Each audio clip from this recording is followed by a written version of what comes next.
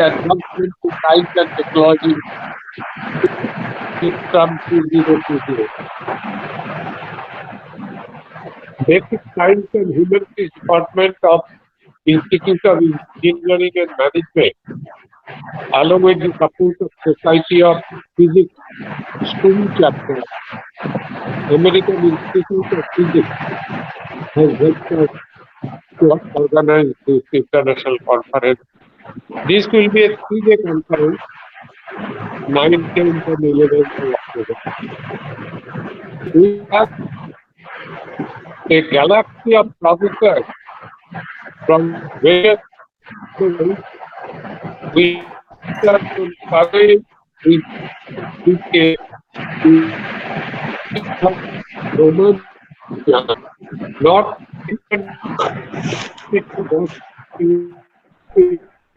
academician scientists, European, and all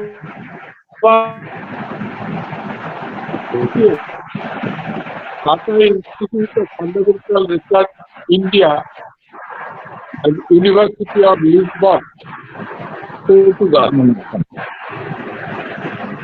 They have very kindly agreed to speak, and on behalf of the organizer and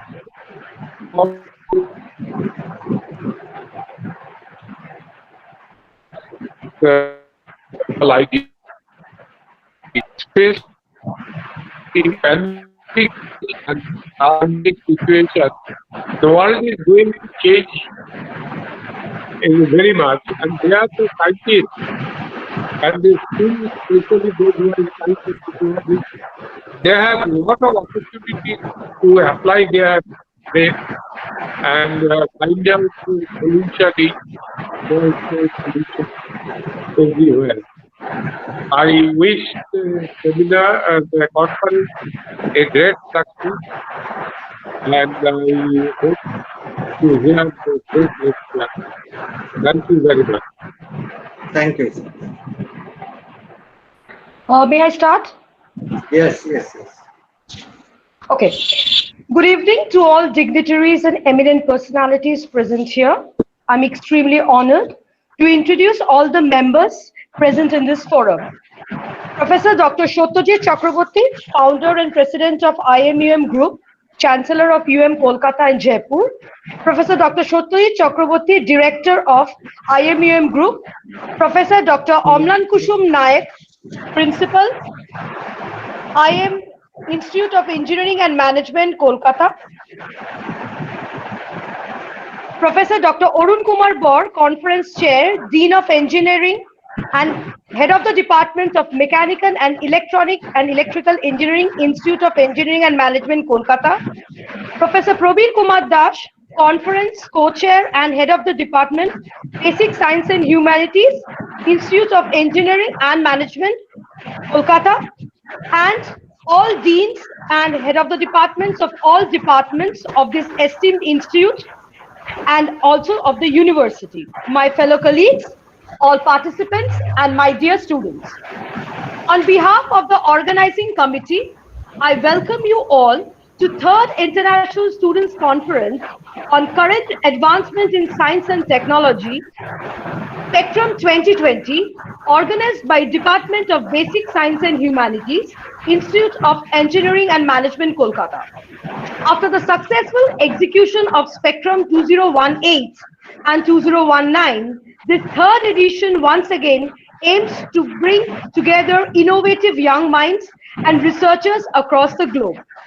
Let me take this opportunity to briefly introduce Spectrum and its uniqueness. Spectrum is an interdisciplinary forum that covers all aspects of science and technology, including its relevant tributaries, such as condensed matter physics, semiconductor, nanomaterials, environmental science, pandemic COVID-19, applications in chemistry, power electronics, control theory, and so on. Spectrum 2020 would include keynote lectures and invited talks delivered by world-renowned scientists who are stalwarts in their own field, besides technical paper presentation on emerging and cutting-edge technologies. Unlike many other conferences, it is an initiative taken by IMUM Group exclusively for the students. The aim of this venture is to motivate young minds, especially undergraduates and postgraduates, to pursue research as a future prospect. The conference will provide a global platform for all communities catered, like undergraduates, postgraduates, research scholars, young scientists, budding engineers, to showcase and deliberate their innovative ideas in the field of science and technology. This would not only enhance their subject depth, but also give them an exposure to the latest trends of research going on. I hope and pray that our combined efforts would bring colors to this well-directed endeavor. Now, may I request Professor Dr. Satyajit Chakraborty, Founder Director of IMUM Group, to deliver the inaugural address. Over to you, sir.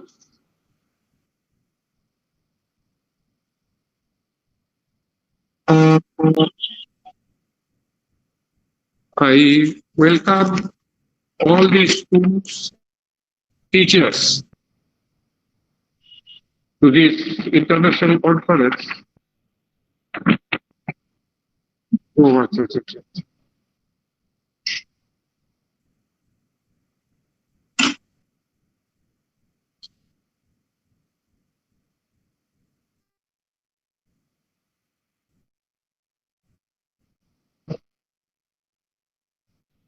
Yeah, Alex, please.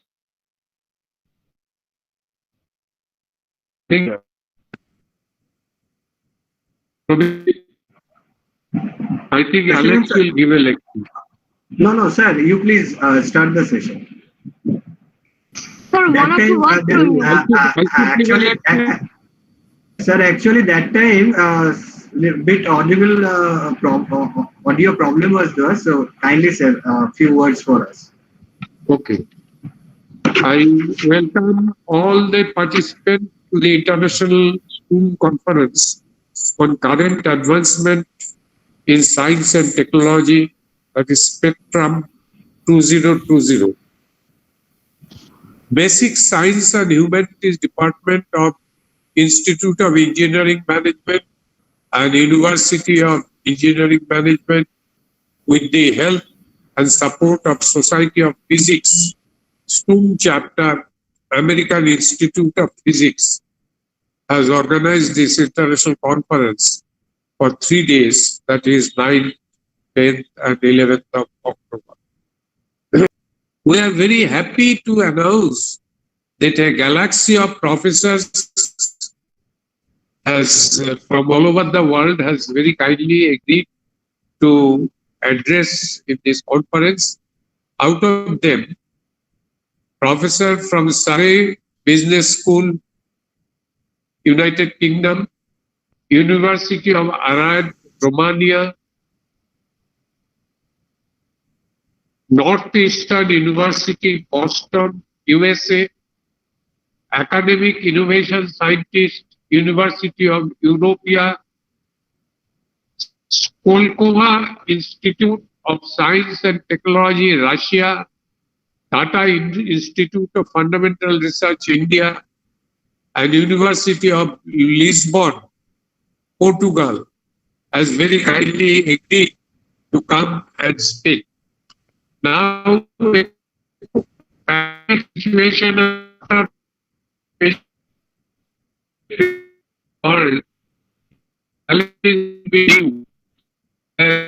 the science and technology students will have enormous responsibility to cope up with this, and that way this conference is very timely, and I hope the conference participants will get encouragement to continue and enhance their technology so that world is better after the pandemic is over. Thank you very much. Thank you. Thank you, sir.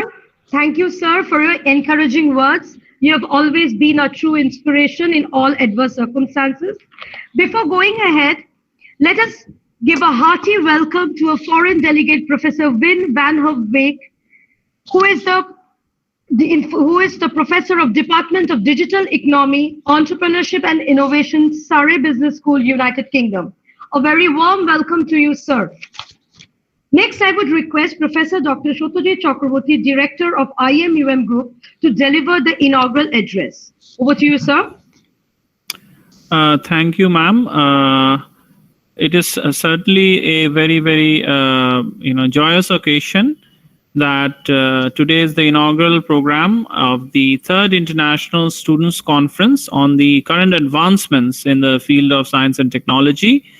And it's called Spectrum 2020 in short, and it has been organized by the IEM, specifically the Department of Science and Humanities. And this is the third year it is running successfully. Every year it is growing both in quality and quantity. This year I have been told by the organizers that specifically the quality has improved drastically, and the acceptance rate has also improved. So we, this is very quickly turning out to be a flagship conference of the IMUM group, and it is giving students a great opportunity to delve deeper into applied science and technology and learn to publish from a young age. So this, students conference, this theme, I think we talked about, converting this to a full-fledged researchers conference with professors and all. But then we came to the conclusion that we have more than a higher priority to the younger researchers in this particular conference, and so we kept it as that. And as I told you, it is turning itself to be a flagship conference. I congratulate all the participants, the delegates, and especially the speakers and the organizers for organizing such a wonderful event. Best of luck, and I hope to be able to join and hear some of the lectures. I'm looking forward to hear the lectures of the various celebrated speakers, and also I want to hear some of the paper presentations and learn how the young minds are shaping themselves to be the future researchers and future professors of the country, and also of various other countries. Thank you all, and good luck to all of you. Thank you, sir, for such an insightful talk. Your guidance throughout this journey has been spot on and undoubtedly paved the path of our success. So before going ahead, let us give a hearty welcome to Professor Valentina Emila Balas, Automation and Applied Informatics, University of Arad, Romania. A hearty welcome and good evening, ma'am, for joining our conference. Thank you very much. Thank you, ma'am. We welcome you here.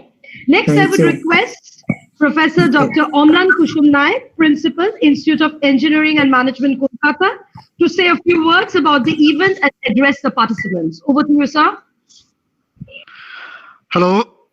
Good evening. Good morning to all.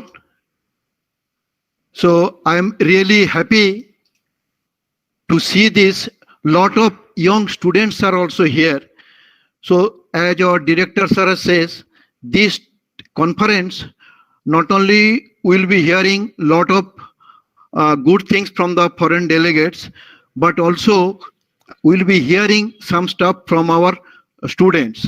So I wish to see that, I mean, what are the things they are working and where, in which direction they are going on. One thing I just want to tell you, this conference is not on a particular discipline, because this is nowadays not only the conference, not only the particular subject, particular discipline, but the whole discipline things works on in a particular focus. That focus could be concentrated, the focus could be say on electronics, but the work should be done by multiple discipline like mechanical, electrical, physics, chemistry, everybody. And if you see the content of the speakers and the different paper presenters also, it is like that only. It is starting from AI, machine learning, and some physics also. Different types of things are there. Now, in nanotechnology also, a lot of paper I have seen. Nowadays, the utility of nanotechnology, IoT, everybody knows that it is very much essential. So now I wish the students should concentrate on the complete eco-structure. The complete eco-structure is where, say, suppose you are talking about the smart city or smart home. What are the things are necessary? Starting from IoT, starting from robot, Internet of Things, edge computing, cloud computing, everything will be there. So you will be knowing how everything are connected. So these are the things I wish all the students will be knowing, and just concentrate on the foreign lectures. Thank you. Thank you, sir, for your informative and enlightening talk. Your presence always dissipates a positive energy in the mindsets of all attendees. Now, before going ahead, a warm welcome to Professor Joachim George, Department of Computer Graphics and Multimedia of the School of Engineering, University of Lisbon, Portugal. A warm welcome to you, sir. We are highly honored that you have joined the conference and been an integral part of it. Okay. Now may I request Professor Praveen Kumar Das, Conference Co-Chair, Head of the Department of Basic Science and Humanities, to conclude this inaugural session by giving the vote of thanks. Over to you, sir. Thank you, madam. I guess I am audible. You are completely audible. Okay. Good evening, ladies and gentlemen. It is indeed a huge honor and privilege for me to welcome all of you to the International Students Conference on Current Advancement in Science and Technology, named Spectrum 2020, which is being organized by the Department of Basic Science and Humanities of Institute of Engineering and Management in association with University of Engineering and Management and Society of Physics Students Chapter, American Institute of Physics. Conference provides a valuable opportunity for the students, researchers, industry specialists, academicians, and decision makers to share their experiences. I am grateful to all the dignitaries and the experts who have come to share their knowledge in this international conference. We all know that how science and technology plays a vital role in our life and how profoundly it has influenced the course of human civilization. The world has progressed because of human instinct to inquire and explore the knowledge, but also to address human challenges.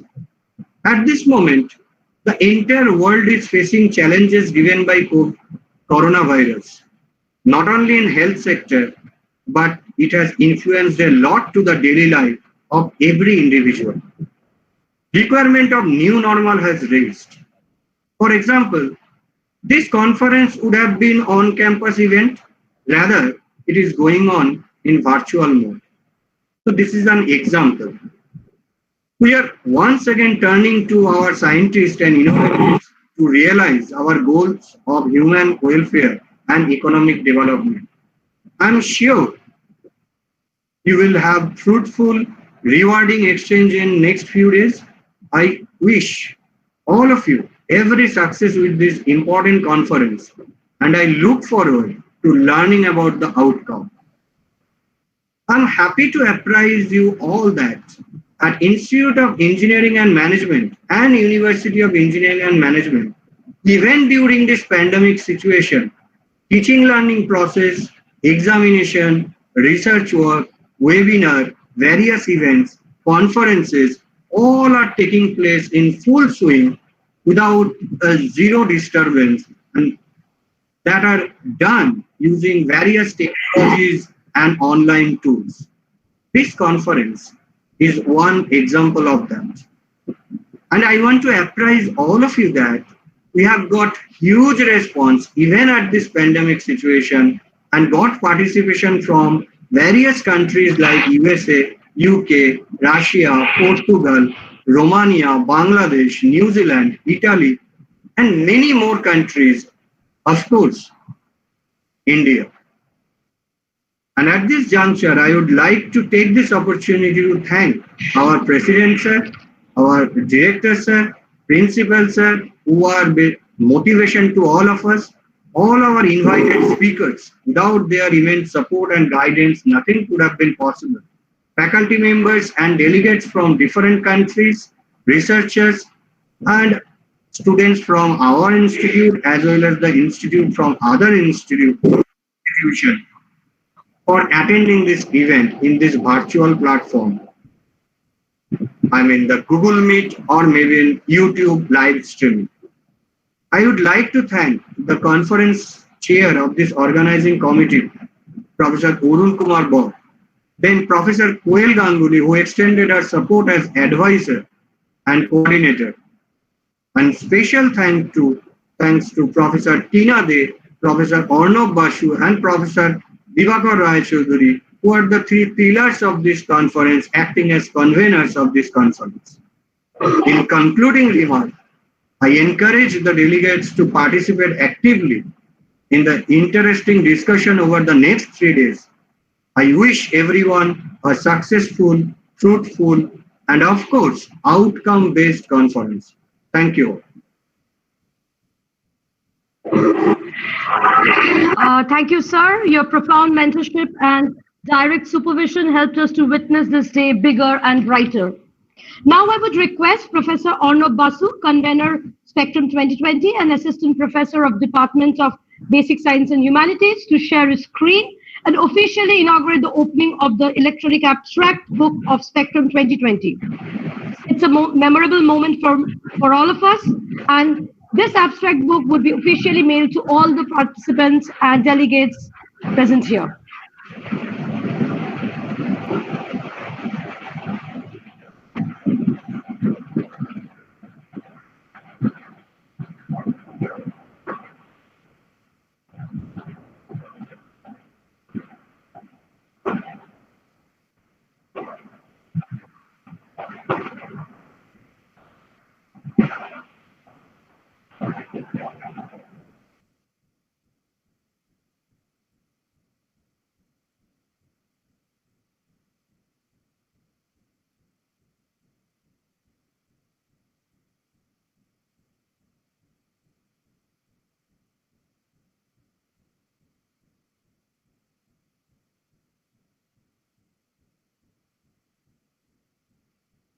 Is it visible?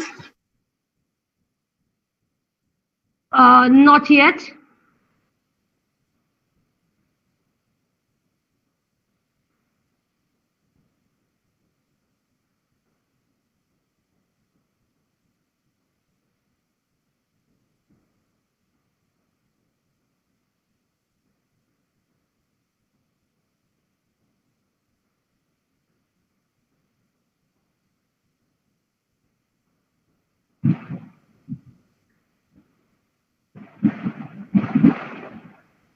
Thank you, sir, for sharing. Thank you.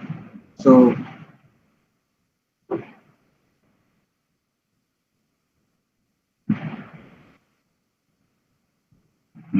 Yeah.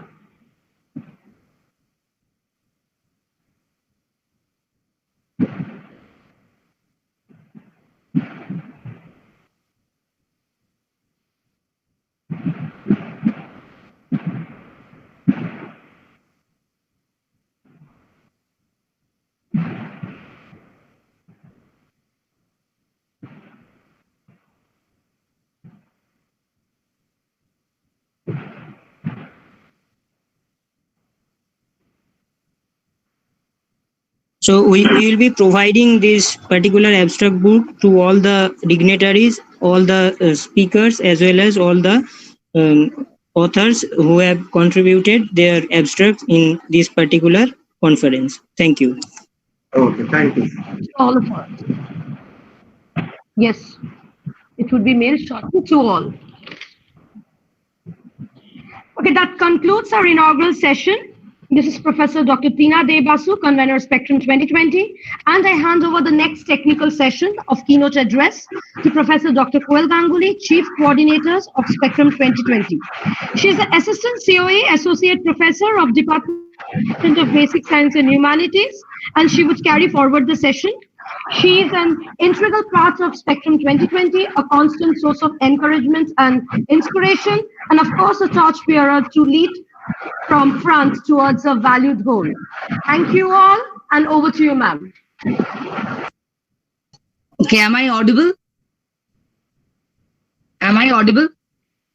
Yes, Yeah, ma'am, you're audible now. You are audible. Yes, you are audible now. Okay. Okay, thank you, Professor Tina De, for giving me this opportunity to chair the inaugural lecture of the 3rd International Students Conference on Current Advancement in Science and Technology. Now, this platform of the Students Conference has always showcased before us innovative thoughts and ideas of young creative minds. And Spectrum 2020 especially has given us the privilege to enrich ourselves with the research ideas of the best scientific intellect all around the globe. So it is an honor to have Professor Wim van Haverbeek amongst us to deliver the inaugural lecture of this conference. I take this opportunity to introduce him to the conference participants. Professor Wim van Haverbeek is a professor of digital innovation and entrepreneurship at the Surrey Business School, United Kingdom, and visiting professor at EZ Business School, Barcelona. He is co-editor-in-chief of Technovation. His current research is focusing on open innovation ecosystems, and digital strategies. He published in different international journals such as Organization Science, Research Policy, Journal of Product Innovation Management, California Management Review, Journal of Management Studies, Small Business Economics, Journal of Business Venturing, Technovation, etc. He was co-editor with Henry Chesbrough and Joel West of Open Innovation, researching a new paradigm and new frontiers in open innovation. Furthermore, he published a management book, Managing Open Innovation in SMEs, and an academic volume, Researching Open Innovation in SMEs. He was appointed as member of the advisory committee of the Research Center for Technological Innovation of the Tsinghua University from April 2018 till March 2021. So the topic of his talk today is digital technologies, new business models, and innovation ecosystem management, examples from precision agriculture, healthcare, and the energy sector. So I welcome Professor Wim Haverbeek to this session. Welcome you, sir. Kindly start today's lecture. And for all the participants, if you have any question, kindly put in the chat box. So after this presentation ends, definitely we'll be taking your questions. Thank you, sir. Okay. Okay, thank you very much for this nice introduction. I am audible? Yes, sir, you are perfectly audible. Yes. Yes, sir. No, I'm going to try to present now. Let's see if that works. Yes, sir. Just present your screen, sir.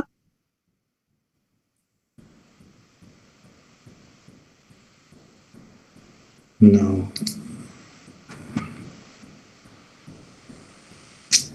Yes, sir, it's visible. Yeah, but it's Just not you have to yet put what I it in want. screen mode. I have to go for full screen.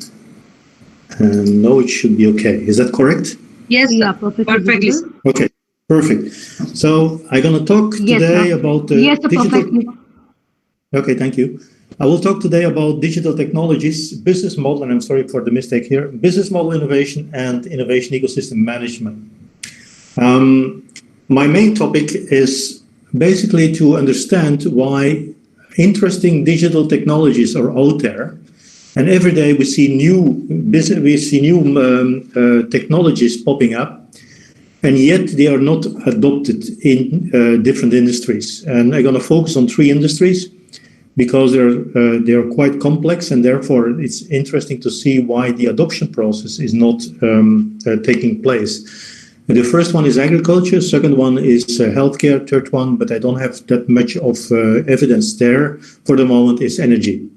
So let's move on and start with a quote. And I think this is a very important quote. I think that every young student, PhD student, should be aware of the following quote done by Thomas Malone in 2015. He says that some of the most important future innovations will not come from new technologies, but from new forms of collaboration. And this is really, really crucial to understand that the collaboration will generate new technologies, not the technology itself. And that's basically also my point that I'm going to try to make in the next half an hour, let's say. So if you can collaborate, if you know how to work, if you can innovate in the collaboration pattern with different partners in the value chain, you probably are much better off than just focusing only on the technological innovations. So I'm going to focus on ecosystems as one way to orchestrate innovations in a particular industry. What are innovations? Well, you can go back to the literature and you will see, with the exception of a book of Adner, Ron Adner in 2012, that all this main literature, these main papers that have been written, that they are no older than 2017, so that's 3 years ago. So it's a very recent literature, but it's going very fast, and it's an interesting way of looking at collaboration in innovation. Now let's have a look at the definition, and I promise I only have one definition for today. So Adner in 2017, he says an ecosystem is basically the alignment structure of multilateral set of partners that need to interact in order for a focal value proposition to materialize. Now that's a lot of words, right? But let's have a look what we are up to. Let's start with the last one here. Do you see? I hope you see the mouse. The focal value proposition, that's what you want to do. You want to jointly to bring something to the market, right? If in healthcare you have blood glucose meters, you can deliver that to the patient or to, let's say, a doctor, but the technology is not sufficient. In order to make sure that patients are using that and that doctors are monitoring that, you need the whole system to work together, right? So the focal value proposition is here that together, right, the whole system will make sure that blood glucose meters are introduced into, let's say, healthcare system, and that's the focal value proposition. So it has a lot of benefits, but everybody, you cannot do that as a device manufacturer only. You have to have the collaboration of other partners. And so you need a set of partners in the value chain. They need to interact in a very specific way because everybody has to do his own particular role. And most important is you need an alignment structure. That means that the incentives to work together should be aligned because that's not automatically done. So you have to have compatible incentives or motives. Otherwise, you will see that this ecosystem is not working and the adoption is not going through. Now, that sounds maybe a little bit abstract, and I'm very sorry that I start with a definition. But let's go for a practical example. How does an ecosystem really look like in practice? And let's go to agriculture with the example of Sarvio. Maybe some of you know Sarvio. Sarvio is Bayer's digital farming brand. So everybody knows Bayer, the big chemical company. And they have a digital farming brand called Sarvio. They started it in 2017. You see, it's all very recent. And the brand encompasses all Bayer's digital farming solutions. And they have, for the moment, like 250,000 of farmers around in 60 different countries. Now, let's have a look how it looks like. So we have a video. So keep in mind, it's a marketing video, right? So we'll be careful. but I have a video of 3 minutes to show you, and and the video will tell you all the benefits of digital farming, so that you get an idea what that means to have a full value proposition. And what you have to do is to compare the current agriculture methods with the eventually digital farming that comes in, right? So and see all the benefits. Let's have a look.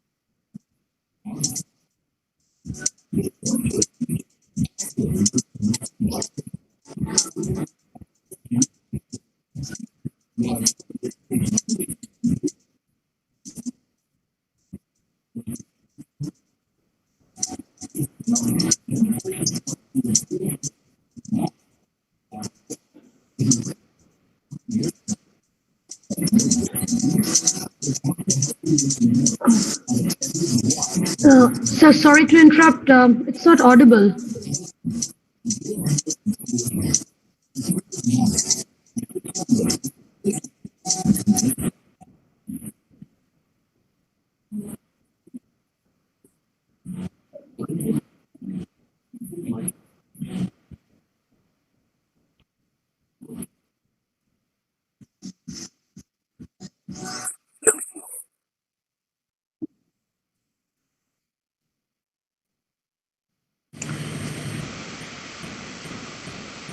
So we are back. Is that okay?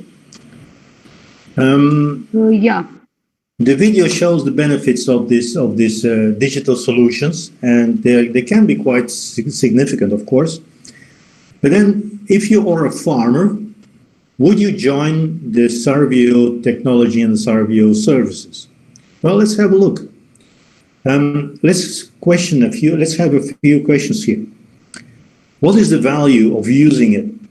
So, can they really give you an objective evidence? Did you see any objective evidence? You didn't see it, right? Because they're still experimental. Farmers want to have black on white evidence that they have a 10% increase in productivity, otherwise they will not take them. So that's one issue. Second issue is, how much does it cost? No evidence there. It might be too expensive, and farmers are short in money, short in financing, so they will probably not use it if it's too costly. And who owns the data? Because this data or data generated from the field, generated from the crop, so basically it should be owned by the farmer. And what is Sarvio doing with your data? Is it selling this data? Can it sell this data? How do you get access to this data as a farmer? So these are all questions. And then you have a problem of lock-in, and it will come back several times. A lock-in problem. That is that a farmer can still buy products. Can a farmer still buy products from other vendors? If you work with Bayer, can you still work with John Deere or with BASF or other companies? And what is the compatibility between different data? Because I have a tractor from John Deere, but I have spray instructions from buyer. So do these two data sets work together, or are they compatible? So these are all very interesting questions where we don't have an answer on. And if these questions are not answered, farmers will resist the adoption. So although that digital spraying and digital farming may be very promising as a technology, if you don't solve the problems of a customer, you probably will end nowhere. And you have not only the customers, the farmers, but also other partners, and we will see a few examples, that have similar challenges. And so it's not only about farmers, it's also about the complementers, it's about your suppliers, it's about companies, technology companies, small startups that help you in bringing these solutions. And they do have the similar problems. So, Sarvio is for the moment leading in the ecosystem management, but the question is who should lead? Is it really the producer? Is it really buyer? Or, as we will see, probably there are other solutions there too. So, coming back to my research now, because that was simply an example, I work on energy. I work on digitalization in energy, and digitalization in agriculture and in healthcare. Why these sectors? Well, because they are economically very important. They have large value chain inefficiencies. Think about healthcare that is continuously under attack because of the inefficiencies. Data become crucial drivers for the changes because it becomes digitalized, as we have seen with the digital farming, but it's also in healthcare and in energy. And we have topics like traceability, sustainability, prevention, becoming very important elements in the value creation within these three sectors. And then we have, related to these sectors, global challenges like food supply becomes, at a global level, becomes an issue. Reliable and affordable healthcare is an issue, and because it becomes too expensive. And global warming is already an issue, so I don't have to explain that. And so we are dealing with these major problems at the same time. Complex ecosystems with multiple partners, so typically for an ecosystem approach, or typical for these three industries, as we will see. And interesting is also that the digital technology providers don't have the power to change the business processes within these businesses. Agriculture is quite resistant, but we will see that healthcare is even more resistant, so it's not easy to deal with that. And finally, you see also regulators, plus public authorities, as very important partners in changing, in adapting, and adopting, this kind of technologies. So interesting sectors, I would say, and relatively few work has been done yet so far. So do we have the right conceptual setting with this model, with these ecosystem models? And I go directly to Atner for saving some time. Remember that we said a focal value proposition, right? So the question is, what is the value proposition here, right? And do we have a number of partners that have to work together to materialize this value proposition?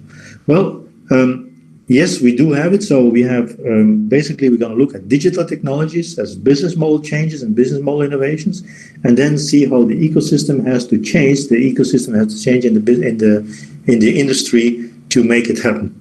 And for instance, we will see in the next slide a focal value proposition from Philips Health Suite. So that's in the healthcare.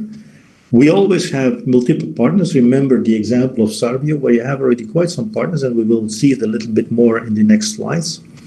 They have to interact, as we see. So this digital farming reads a specific way of bringing together Bayer and John Deere and the farmers and technologies from space, from some satellites.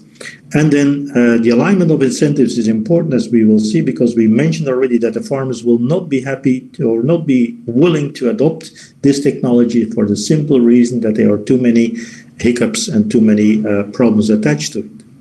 So let's start with examples, because examples work best, right? So Philips, do we have a focal value proposition? What does that mean, right? And we move now to healthcare with Philips. Philips has a digital platform called Health Suite, and it looks basically at the health continuum.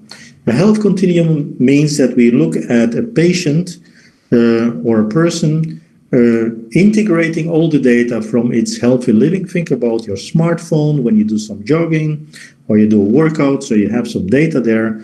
Data here can help you with the prevention. If you have, for instance, if you're, for instance, a diabetes patient or you have a heart condition, right? So then activity, so the data about your activity and as a part of the solution for your prevention is very important.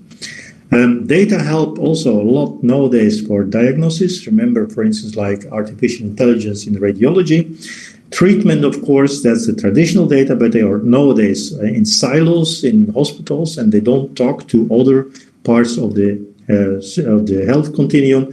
And nowadays, you see more and more digital solutions for home care. So there should be a tight connection between home care and, for instance, hospital data, but also, for instance, the data of your activities that you do at home. And so if you could integrate all this data, we will probably deliver a much better healthcare system for patients, because we could first save a lot of money by not isolating data, but also, maybe more important, deliver a better health services to patients, because we bring together all this data and we can probably connect daily activity with prevention, and prevention then should keep people away from hospitals as much as we can. And although if you are once in a hospital, then probably you can leave the hospital earlier because you have perfect home care and people can look after you when you're at home at distance, right? So, and that can count, of course, in India because you have large distances, which is not the case, for instance, in a country like Belgium, where I have been born. But you understand the system. This is a digital platform that has the potential to bring together this data. Huge value creation for patients, but also for insurers or government who is paying, let's say, all these services. So it's a huge potential there. And yet we see that there are very, very good reasons for several partners in this continuum not to adopt the digital solutions. And that's the problem where I want to work on. So let's have a look at a number of examples, right?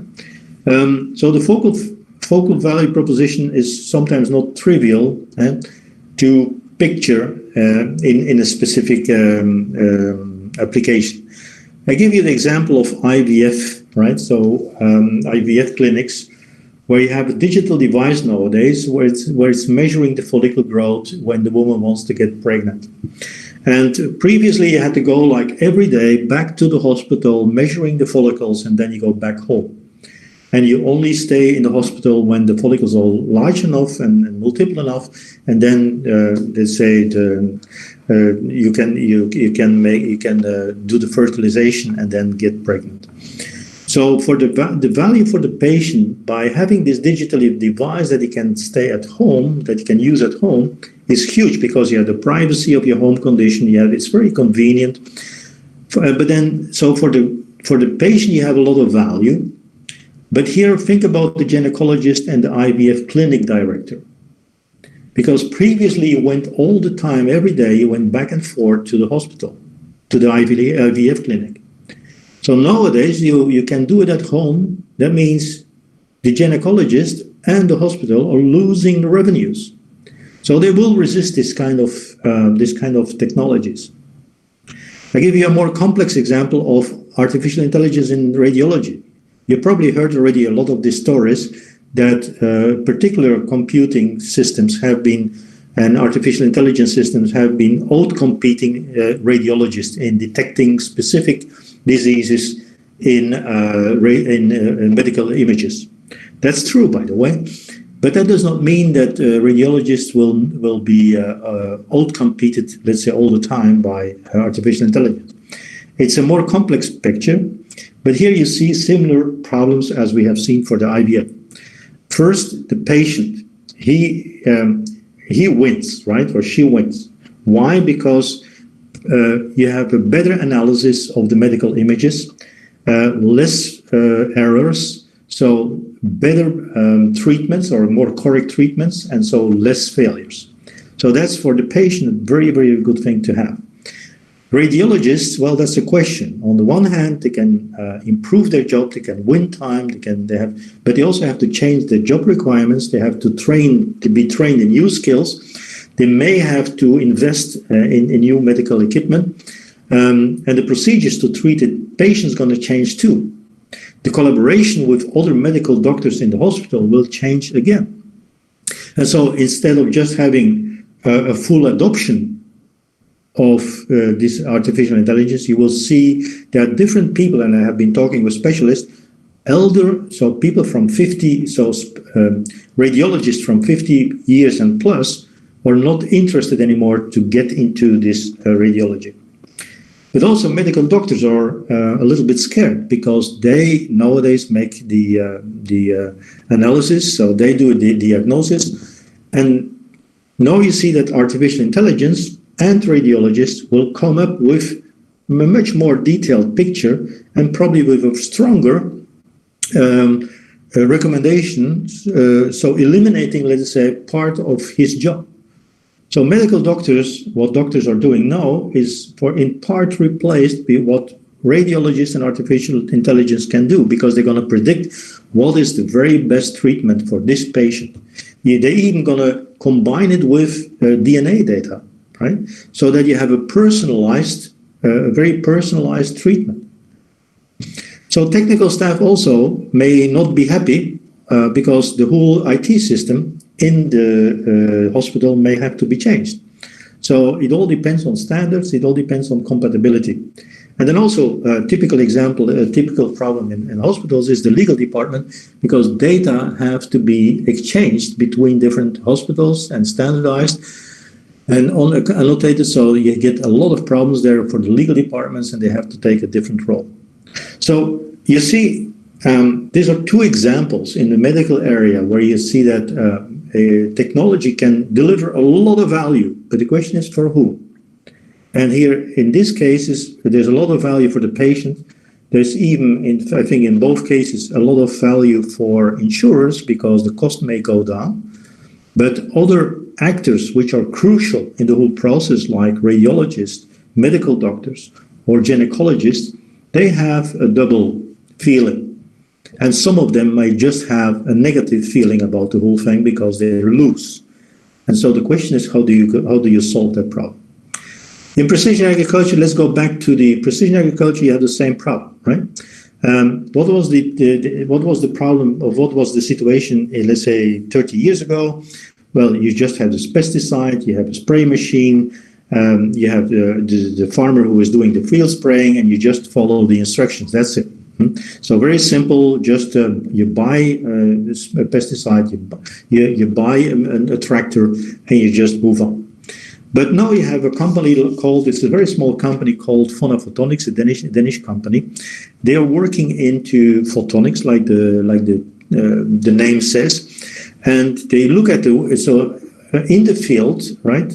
They look with sensors at the wing beat frequency, the color, and the wing-to-body ratio of these bugs, and they can determine which bug it is. They can determine the maturity of the bugs. They can determine how many there are, and so on. So this is a very new way of working. It's also machine learning. So all these data go into a digital platform together with spatial data and time data. And then finally, this is transformed, let's say, in a precision spraying once you go on the field with the tractor. So how does that change the whole picture? Well, it changes a lot, right? So as we have seen, you have Bayer nowadays with Sarvio, you have John Deere with the spray machine, so that's still the same people there. But nowadays, you have Phonaphotonics with the real-time insect data. You have that is combined with geo and time data, and that goes into the farming data platform, which is necessary to do the precision farming. So you don't buy only products here, and you don't need only a tractor, but you also need data. And here's the question, who is giving you the data? Well, here in this case, it's Bayer, Sarvio, because that's our example. But John Deere has a similar platform, right? So if John Deere will resist that you work here, because John Deere can offer you similar data. And you see, you still need a spraying machine, right? And the question is, can you still work with John Deere if you work with Bayer? And that brings farmers into a very delicate position, right? So the advantages we have seen, but the disadvantages are there too, because you have a lock-in for Phonophotonics, small company here. You have the use of sensor technology outside Bayer for them, which becomes difficult if the buyer says no. Data ownership is maybe an issue. Compatibility between Bayer and John Deere is an issue. And so the lock-in effect for farmers locked in into Bayer or John Deere is a huge problem for all of them. And as long as we have this situation, probably the adoption will never reach a mainstream level in agriculture. So digital platforms do play a role. We have seen the Health Suite example and also, for instance, the example of Sarvio. So, but there are differences, right? And I want to warn you not to mix up, let us say, the literature you have maybe read when it comes to Amazon and Google or Facebook or Tinder, whatever. So these are all platforms, digital platforms, which we all know very well. But I think for the kind of research I'm doing, you have to be very careful not to use the insights we have from this platform, digital platform insights, into, let's say, these three industries I'm looking at. If you look at the traditional industries, or the traditional platforms, then you see that they usually are two-sided markets. So Airbnb connects, let's say, people that have a room and people that need a room. Uber connects, let's say, drivers with people that want to have a ride, and so on. In transactional platforms, for instance, like Uber, Airbnb, and Tinder, for instance, you see these transactions are very simple, but also very standardized. Uber in the United States, a drive with Uber in the United States is very much alike with an Uber in Paris or in Istanbul, right? So renting a room is more or less the same all over the globe. Having a date on Tinder is more or less the same all over the globe. But here we have something different. Here we have multi-sided collaboration. So it's not about two parties that you link. And it's not only supply and demand, it's a little bit more difficult. In healthcare, we have to bring together people that produce wearables, apps, providers, right, and insurers, home care people, regulators, public policymakers. And that's a much more difficult picture than simply the two-sided markets. In precision agriculture, you have the same thing. You have farmers, machine manufacturers, chemical companies, and so on. So that makes it much more difficult to work on, right?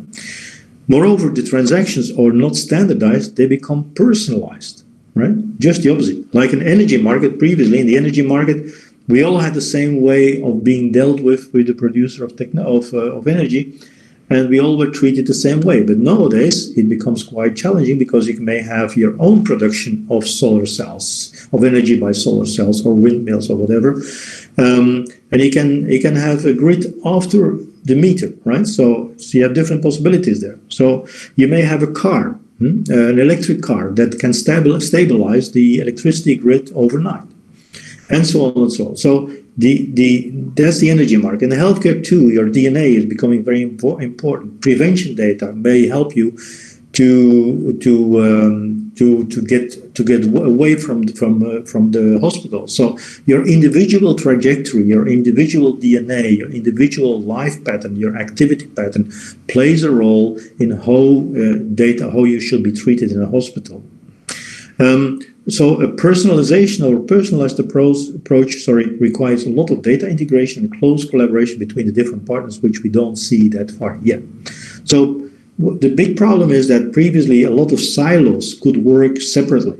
Today you see that the data allow you to work together, but people are not ready to do that because some of them may really lose positions or money and others.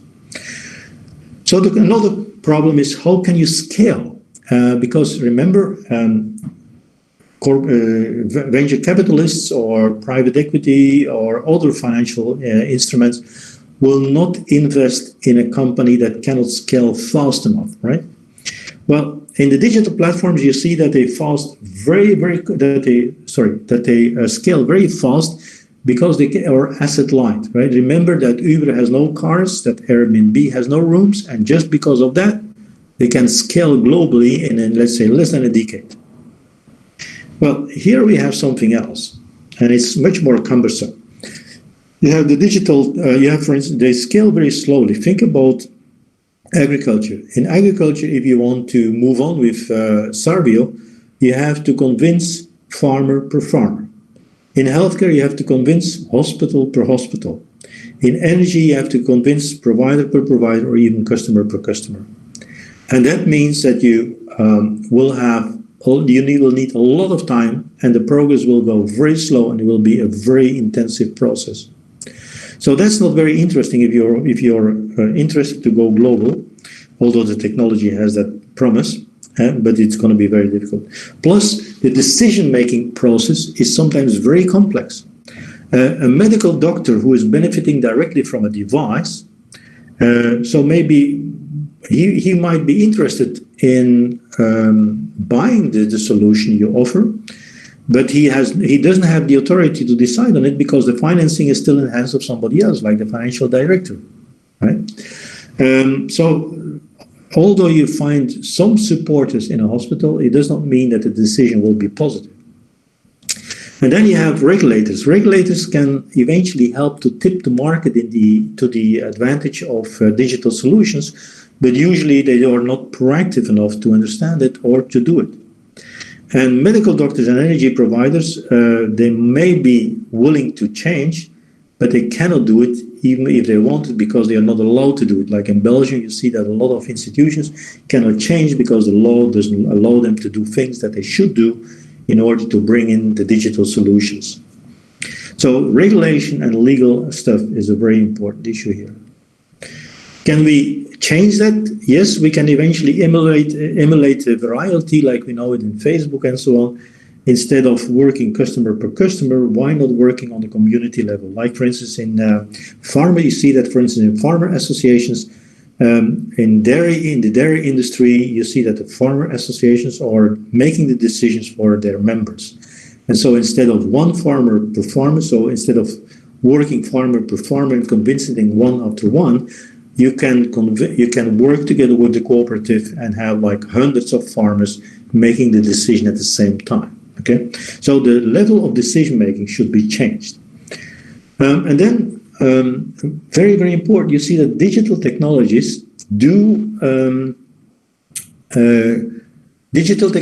really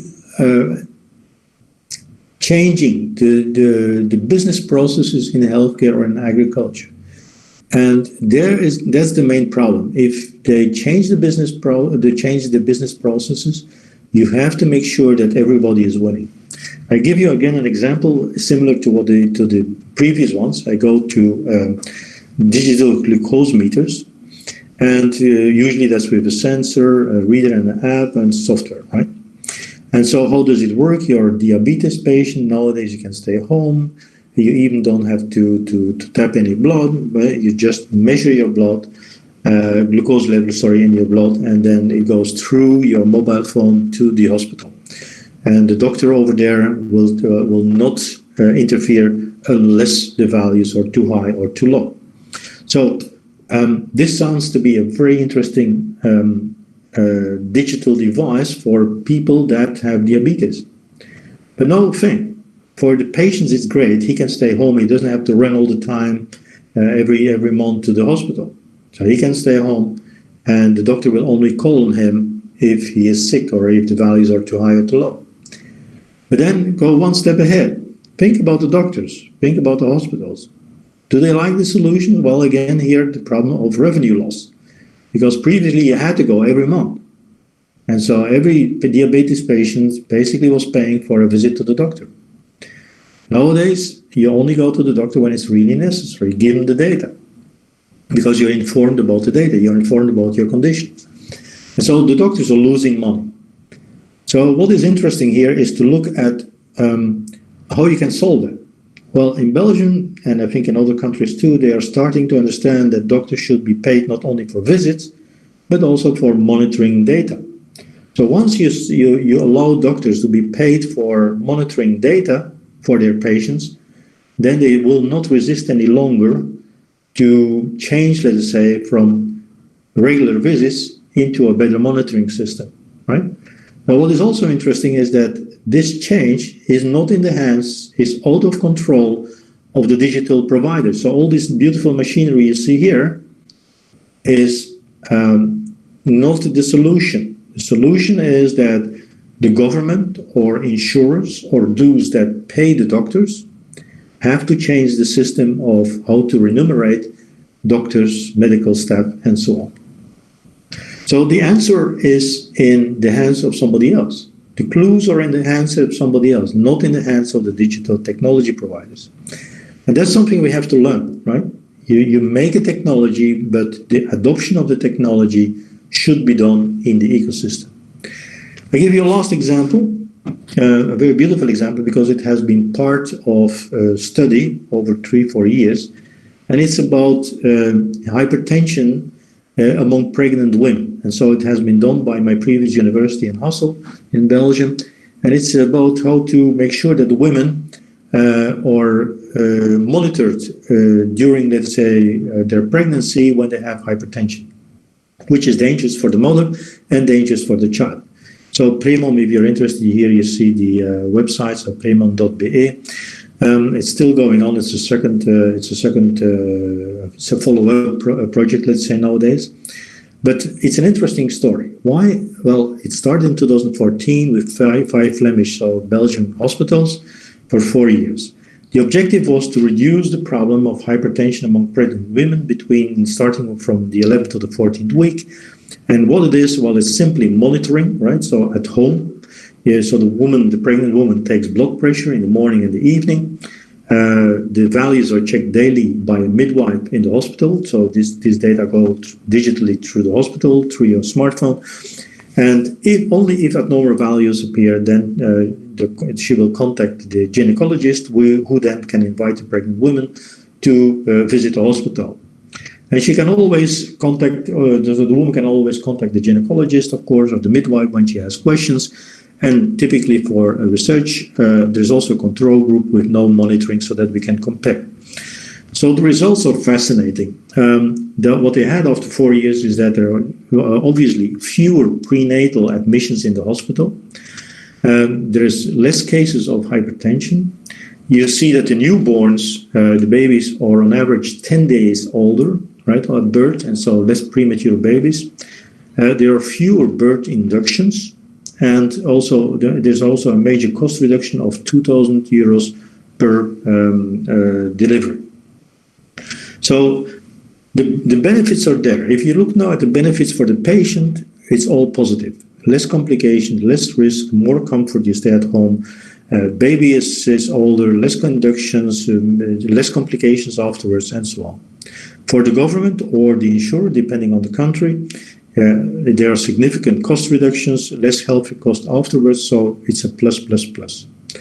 But if we go to the gynecologist and the hospital directors, then we see a different picture. For the gynecologist, we see that they're less expensive, so they're less expensive, so there are less MIC, maternal intensive care admissions, which are expensive, I should say that way, and so less visits to the hospitals. For Zoll, which is Solhenk, which is a hospital, which is the main hospital, for them there was still a benefit. So they see less patients in the hospital, but they have the more complicated cases, and so they can specialize among the more complicated cases.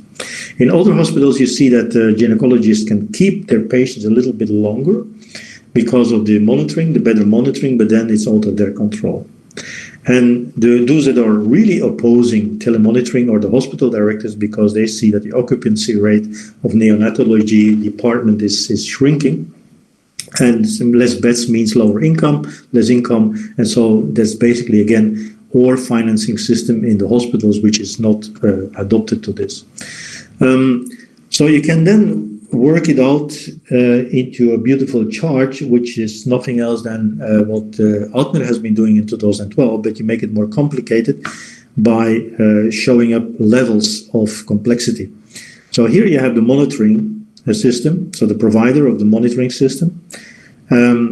He's going to influence the gynecologist and inform the gynecologist together with the midwife. Gynecologists we know have, so the midwife is okay, but the gynecologist, you see, that's green or red. Red means that, it's negative, and that can be because of loss of income. So you have here already a lot of resistance here.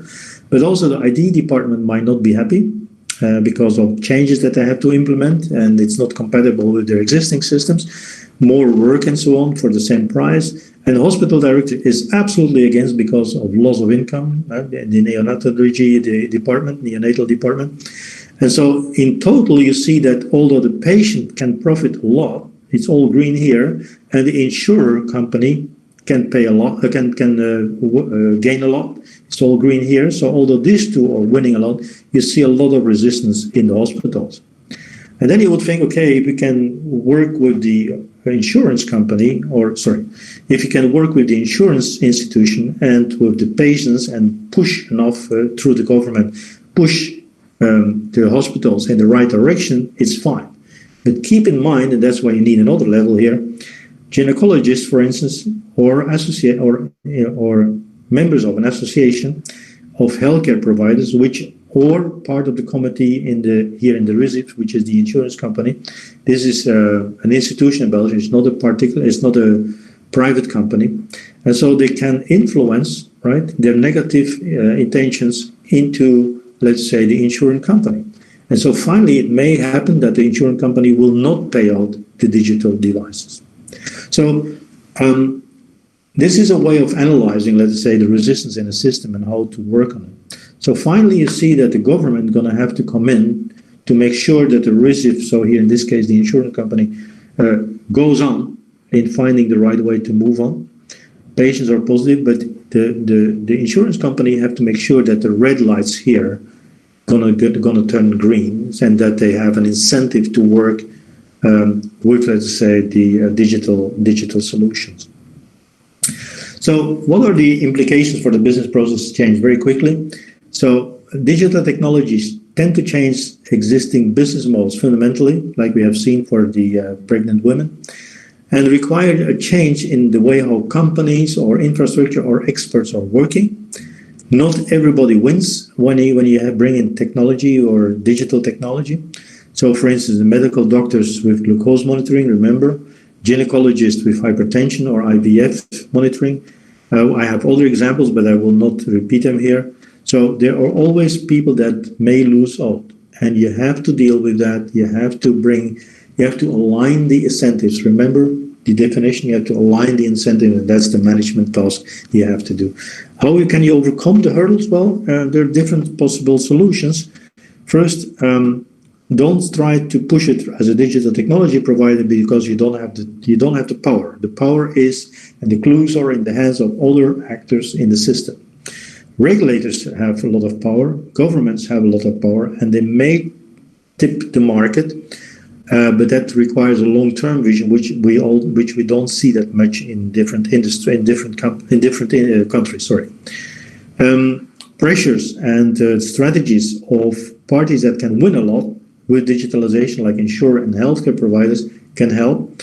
And developing new players, assuming new tasks, is interesting because they can monitor, for instance, like monitoring is not necessarily better done by medical doctors in home care or farmers in pest control, but by a centralized digital center where alarms, so where your doctors will get an alarm or will get a call as soon as one of the parameters from one of its patients is going the wrong way. Okay. So that is also artificial intelligence. That's also much more efficient in terms of cost and so on. So next point is you need this incentives alignment. Then you see who is doing this. Well, in the traditional literature, ecosystem literature, you see a kind of unipolar ecosystem management where one central orchestrator is really pushing everybody in the same direction. Think, for instance, about Amazon Kindle.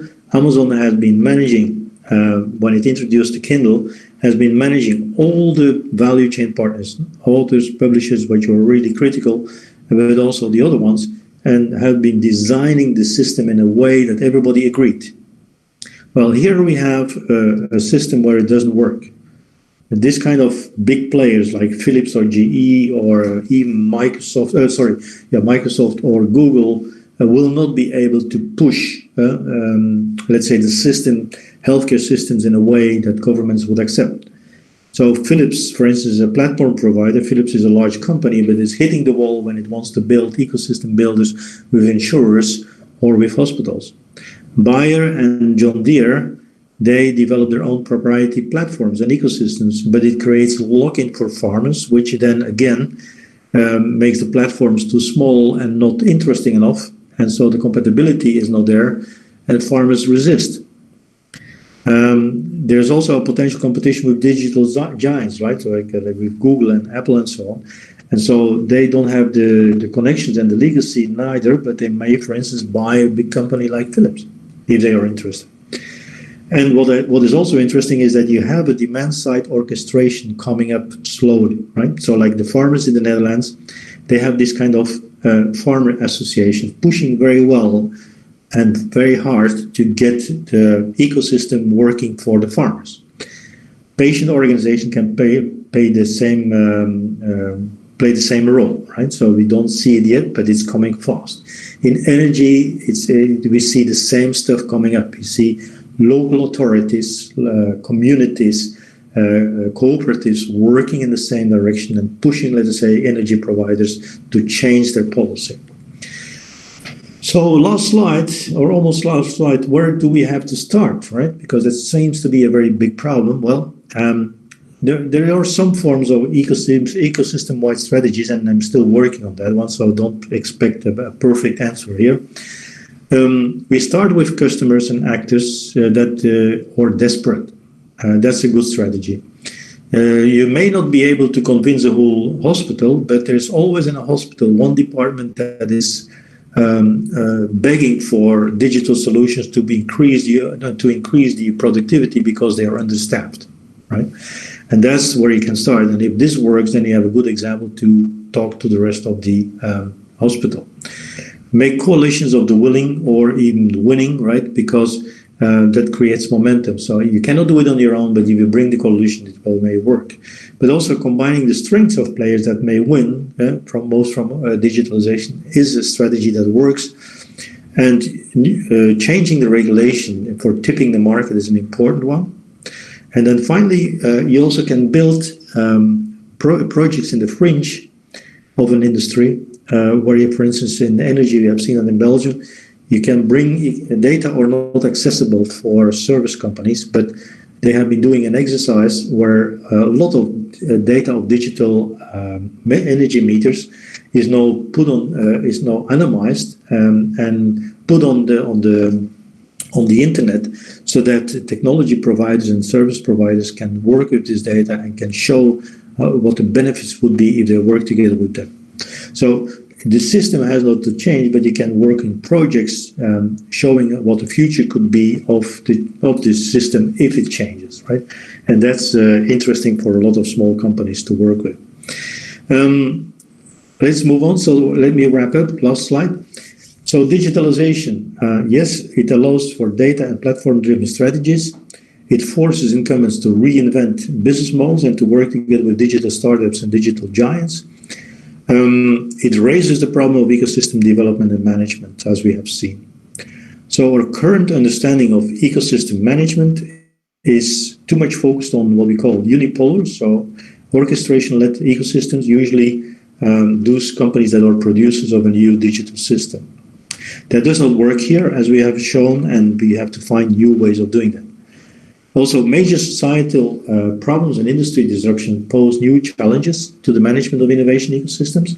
So it's not the same making a new Facebook and making a new Google or developing a new Tinder is not the same as solving these major societal problems through the industry disruption. Different strategies and tactics are required to manage innovation ecosystems effectively, right? So we have to change there.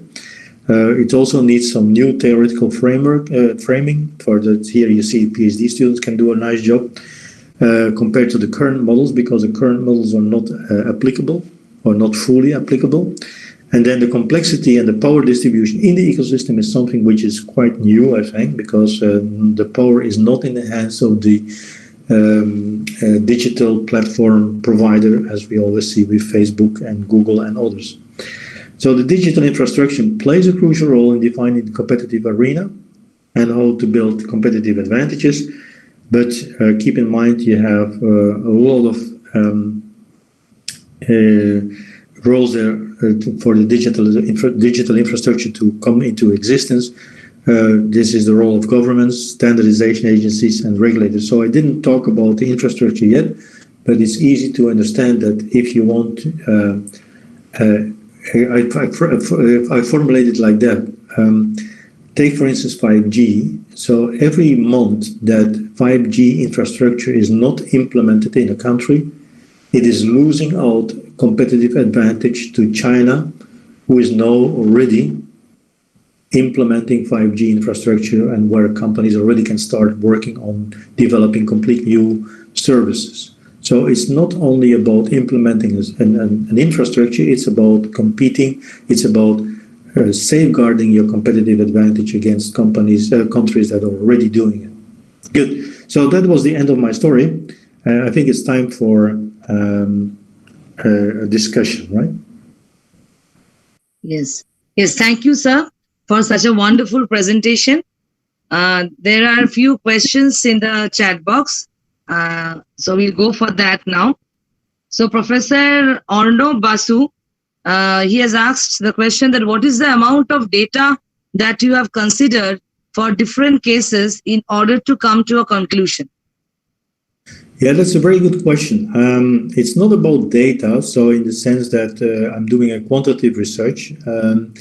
This is based now on altogether 60 plus long interviews with privileged, I would call it privileged industry observers, right? So how do you work? Because the problem with this kind of studies is you don't know what you're looking for. And so you know that there is digital technologies, you can find it on the internet, but who can give you an insight into into the adoption of these technologies? And so you have to talk to several people. And so, for instance, for healthcare, I have now like 40 plus interviews, and the picture emerges when you talk to different people.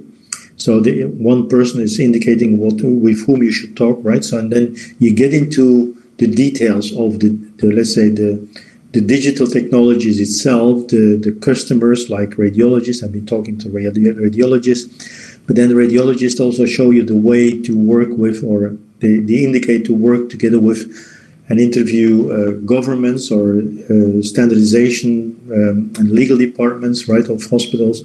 So you work, you try to frame your research is basically a set of interviews to get the whole picture from all the ecosystem players, and you only can work towards a conclusion if you see a convergence and a kind of triangulation in your data or in your results. And I have the impression now with healthcare that I come to a number of conclusions. I agree that for agriculture it's a little bit too early. For energy I'm halfway, so I don't want to make any predictions there yet. But it goes in the same direction. The conclusions I have made so far are obvious, but I don't have yet a management solution. So for the ecosystem. So what I want to do is in the future is not only looking at the barriers, because I think this is still relatively easy, but then I want to look at good examples, for instance, like in Singapore or in, at least for healthcare, in Singapore and in Estonia, maybe also India, but I'm not aware of it, how you can speed up the adoption, right, of specific digital solutions in a very specific way.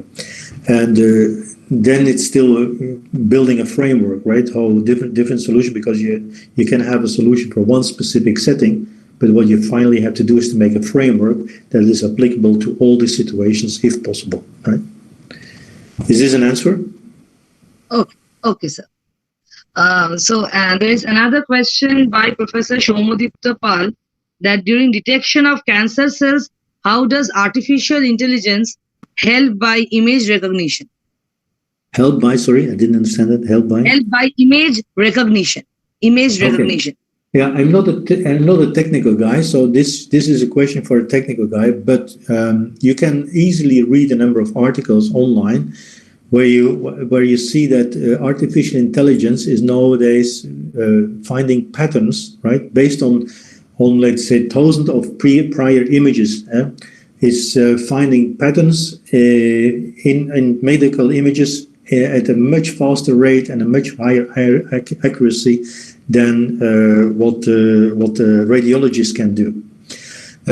This is for, by the way, this is only for specific diseases, so it's not for all diseases and so on, right? So, but this is not the issue. The issue is that there has been a kind of message, right, on the internet, but also politicians are thinking that way, that radiologists will not be necessary anymore, that technology will take over. Well, if you talk to radiologists and you talk to medical people, you talk to device manufacturers, right, of this radiology and of this artificial intelligence, they all go in the same direction. They say, no, it's not. That's not what we're going to do. We're not going to replace radiologists, but you're going to change their job, right? And so radiologists will, of course, they have to be skilled in digitalization. They have to be skilled in artificial intelligence. They have to change their job in terms of getting rid, let's say, of the boring stuff of analyzing hundreds of digital images. But they can work on more complex stuff. They can work on the diagnosis and talking with doctors on the treatment and so on. So their job will change considerably. But also, and I didn't talk about that, the interesting part is that it doesn't not only change the radiology job, but it also changes the job of medical doctors. It's also going to change the way hospitals are working. And we should not forget, if you want to take a lead in digital medical, or let's say digitalization of medical records and so on, you better make sure that the educational systems, so universities and so on, change their programs, change their tracks for educating medical doctors, because that's where it starts, right? And if the universities are not doing anything, that means that you still have to start as a doctor in a hospital where you don't have too much time. So it's much better that first-year students, second-year students, medical doctors start to work with data, because data become an artificial intelligence, because data and artificial intelligence will become tools that are as important as other tools that be more traditional tools in medical education. So you see, the issue is that adoption of a new technology like artificial intelligence requires not only hospitals to change, but also the whole medical system to change, going from patient care. So I didn't talk about that yet, but the patient care is going to change, but also educational system, right, in medical education will change. So everything will change. And as long as we don't allow that to do that and we don't manage that, we will have a problem. Yes, very true, sir. So there's another question. This is from my end, that in a developing country like India, which has an agro-based economy, what are the opportunities we have in the agricultural sector? Sorry, who has an opportunity? Sorry, I didn't hear that. Sir, in a developing country like India, which has an agro-based economy, so what are the opportunities we have in agricultural sector? That's a very good question, and I think, to be honest, I don't have enough materials at hand to give a correct answer. But let me think a little bit ahead, right? So, my point is that just like information technology and, for instance, the internet has been bringing top-notch technology and let's say first world or developed world technology and insights to rural areas, right, in developing countries. So even when you're nowadays or in India, in the middle of nowhere, and you have internet access, young students can learn things that they could not learn 10 years ago. So the handicap of being in a developing country, in a rural area, as long as you are connected to the internet, is probably less than 10 years ago. And so the opportunities for developing countries are mushrooming, right? They're booming, according to me. That's what we're going to see in the future too. I think that those people that have been in rural areas, in developing countries and so on, they don't have this kind of status of a backward situation no more, because they are connected and they have access to knowledge. And I think the same happens for agriculture. You do have agriculture and a lot of agriculture in India.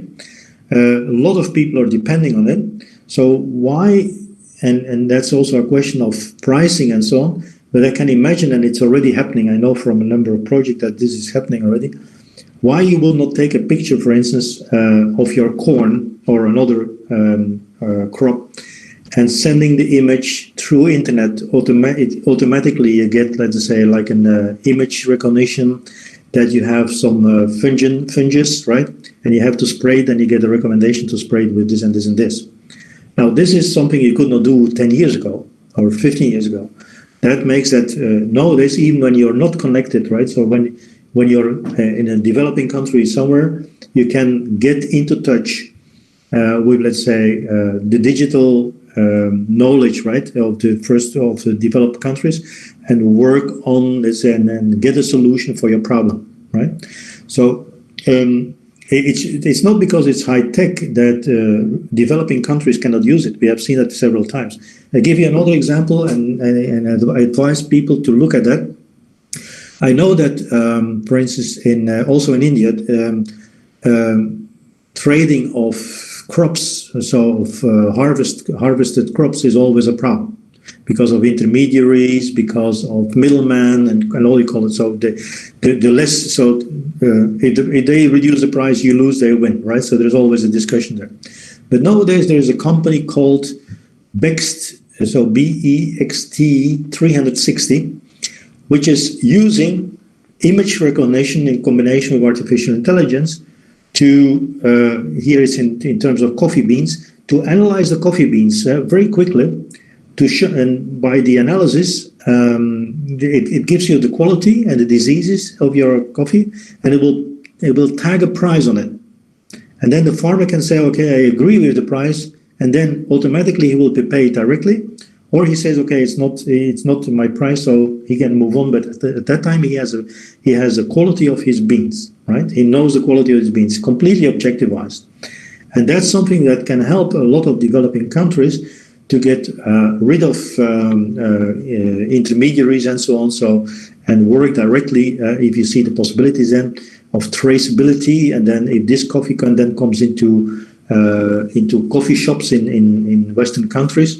You can already see the possibility that you say, okay, this coffee has been brewed there in Africa somewhere, and you can support, let's say, this local community by doing this or by doing that. So we get a full connection from the bean to the coffee, right? And this traceability makes, if you're smart, you have complete new business models that you can develop.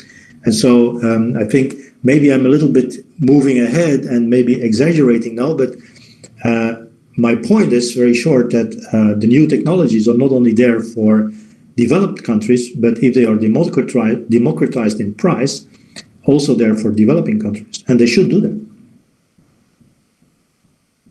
I don't hear you. I don't hear you. I don't hear you. I don't know why. You're muted. You're muted.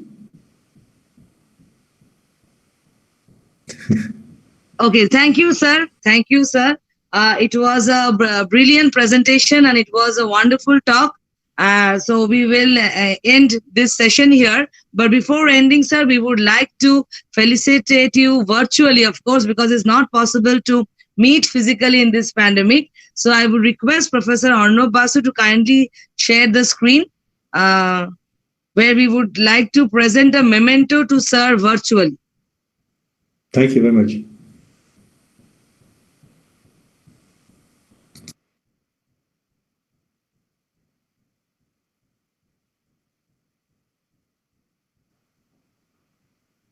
Yes, I think the screen is visible. Yeah, it's visible. Thank you very much. Yeah, the screen is visible. Spectrum 2020 Thank you, takes pleasure in presenting the plaque to Wim van Haverbeek, Professor, Department of, your department is written, sir. in recognition and appreciation for being the keynote speaker. Okay, thank you very much. And have Yes, a wonderful conference, and I hope the students enjoy it, right? Yes, sir. Have a Yes. good time. Thank you. Bye-bye. Thank you so much.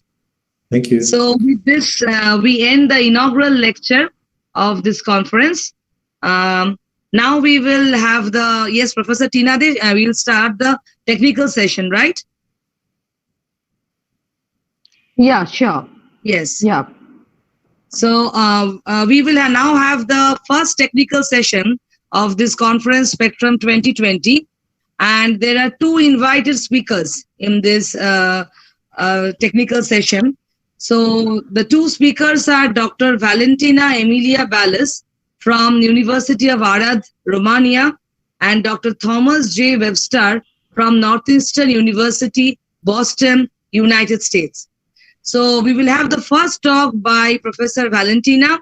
So I take this opportunity now to introduce her as a session chair of this technical session. So Dr. Valentina Emilia Ballas is currently full professor in the Department of Automatics and Applied Software at the Faculty of Engineering, Aurel Vlaicu, University of Arad, Romania.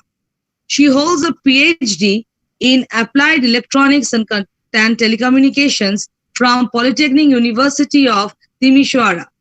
Dr. Ballas is author of more than 350 research papers in refereed journals and international conferences.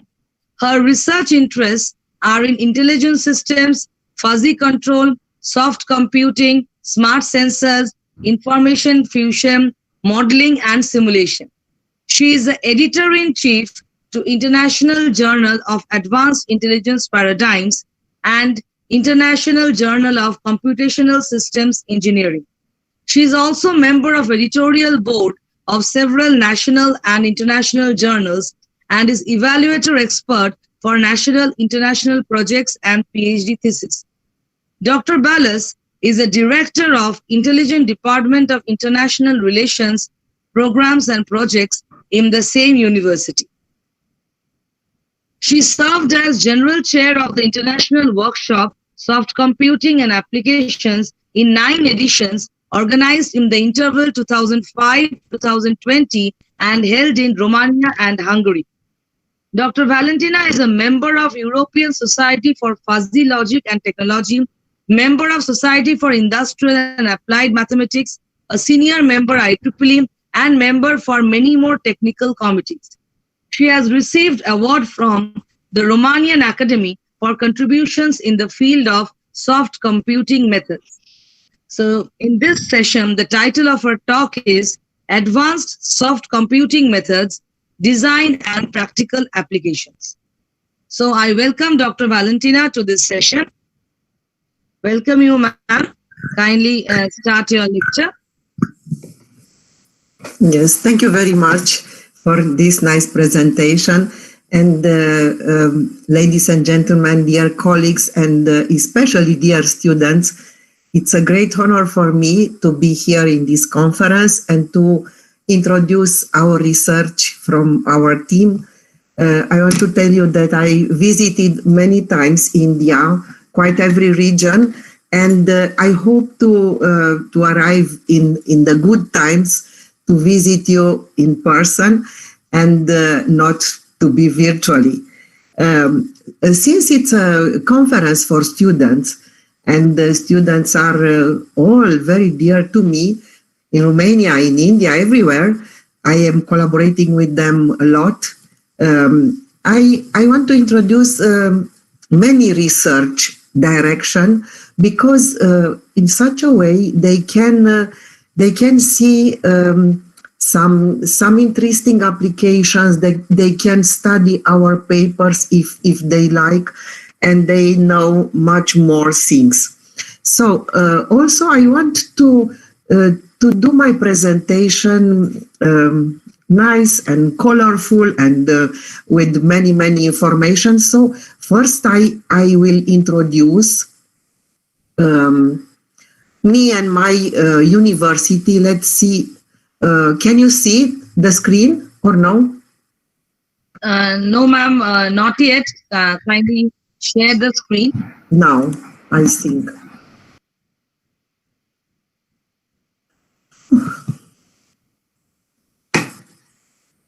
I think here it's a problem. I put my presentation. Now, how to do to share the screen? It's here, present now, it's okay? Yes, present Yes, now. ma'am. Yes. You just have to click on that, present now.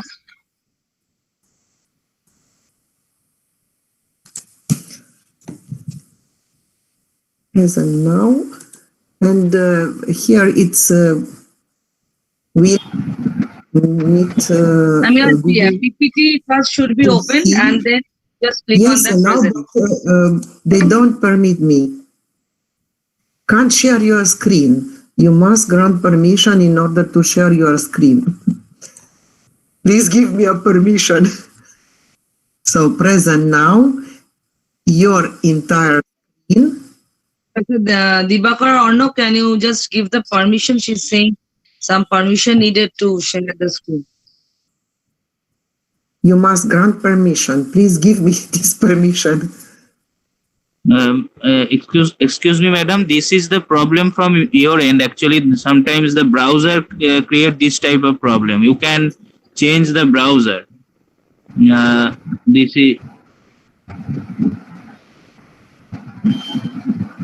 Maybe it's good to send to you the presentations. Yes, ma'am. I think you can share it to Professor Arnob and he can then share the screen for you. Yes, ma'am. Yes, Yes. I will try to send just now. Let's see. You will wait a little bit for me, but you will like my presentation for sure. Now I will try to send. It's possible not enough place and it's too big. Oh, I'm sorry.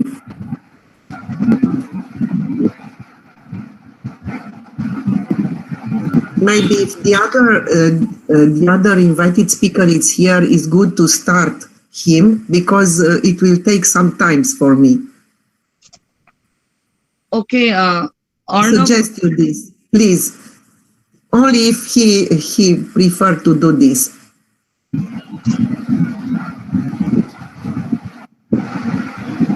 Arnob has a next speaker join.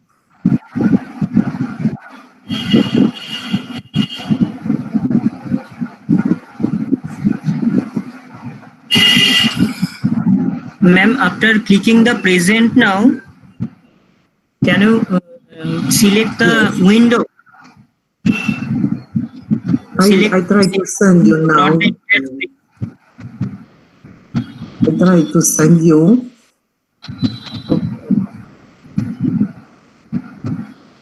Let's see if I will be able to send.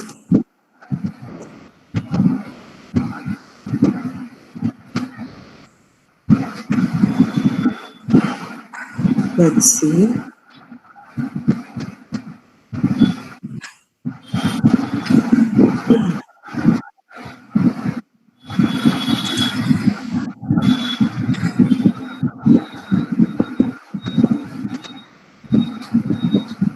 So I send the first one. Now I will send the second because I have two.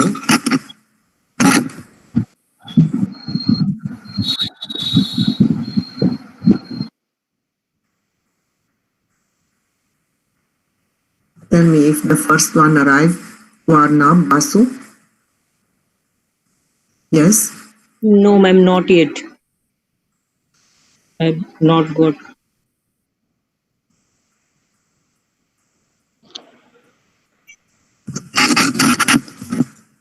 You will receive my emails.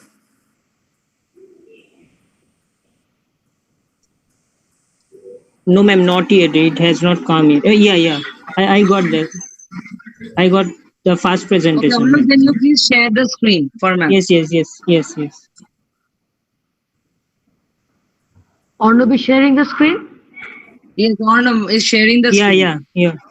She has got the, Balas ma'am. presentation. Okay, for Balas ma'am. Yes. Okay. Yes. Okay, that's great.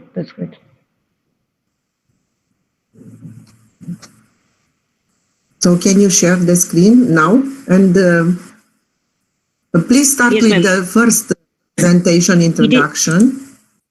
It is getting downloaded. Please wait for 20 seconds more. I'm so sorry. It is not possible. And even the last presentation, No, ma'am, it's okay. It's okay. I cannot upload because it's too big. And it was very interesting, I think, for students. But that is the first presentation. It's just an introduction for my activities and for students to know everything about us, because we have many collaborations with the universities in India. And you will see that because of these possibilities, professors from India and students visited us. I want to show you this. So when it's ready, you will tell me the first presentation introduction. Then the second one will be a presentation, not this one, the other one. I want to start with the introduction, if possible. Is it the PPT that you want to share right Yes, now? the second PPT. The first one, please, I sent in the first email. This one will be the main presentation. But the other one, I want to start with Okay, now Arnab, she has mailed you two PPTs. The other one you just present first. Yes. But ma'am, I just got this one only. No other PPT Only has one? been received. Only one message you received. Yeah. Only this one I have received. Try to see the other one. I just sent the first one. And you receive here, the system show me, it's sent.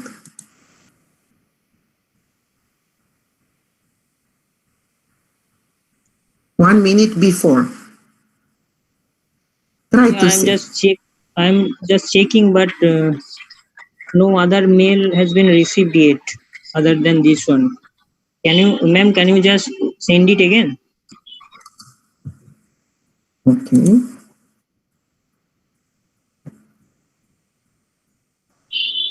Just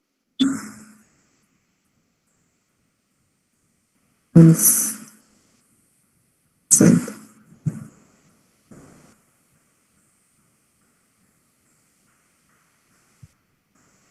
Let's see if we'll be there. Otherwise, I will only discuss few things. Excuse me, sir. Maybe you can see or you can check your spam box. Sometime it might receive in spam box also. Ma'am has mailed again, I think. Yes. Okay.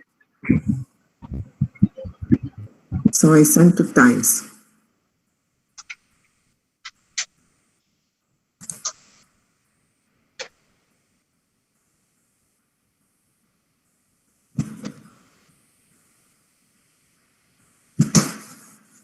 Arnab, have you received the mail?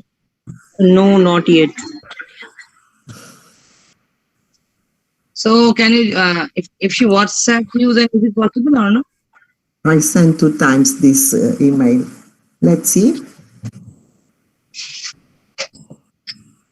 But I only got the advanced soft computing, the main PPT of yours. Okay, so can ma'am start with this and then we will start in the with this. And, please start with we this. will continue. Then in the meantime, if Arnab receives, then you can interact with ma'am. Yes, let's hope. To WhatsApp or let's.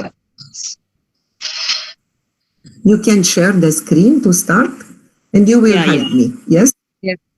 There are many slides. I hope students are here just to follow my presentation. Please F5 to be full screen. Yeah, I have done it in full screen. Somehow the internet is not working. The internet is going a bit slow at his end, ma'am. It's okay. So, It's not a problem. yeah, internet is going a bit slow. Ma'am, you can start. Maybe it is slow. And before starting with my presentation, I want to congratulate my colleague, Professor Wim. I observed that the world is so small because I visited his university in Hasselt maybe 11 years ago. I don't know if Professor is there. I have a good friend there, Professor Ghislaine Huben, and we tried at that time to develop curricula for a master student program with different universities around Europe and even outside Europe, like Turkey, Russian, and so on. It was a master developed on business information systems, and because I'm working mainly in artificial intelligence, I was interested to introduce a course related to risk in such systems. So let's start with my presentation. Here you will find many applications. You can switch to the second slide.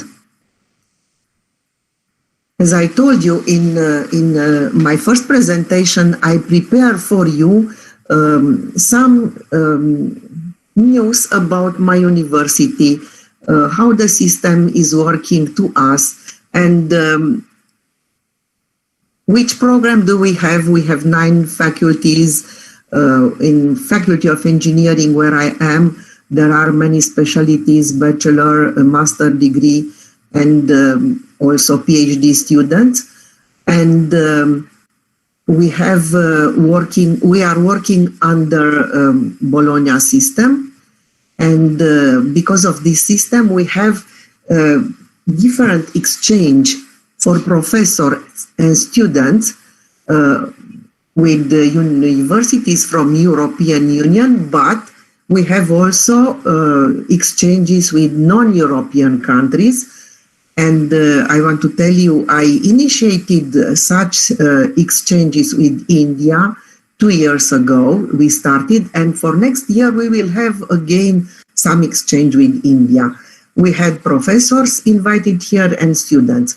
Mainly, we are interested in organizing such exchanges with the universities that organize a memorandum of understanding with us, and more with professors that are collaborating with us over some books or over some conferences or different scientific articles.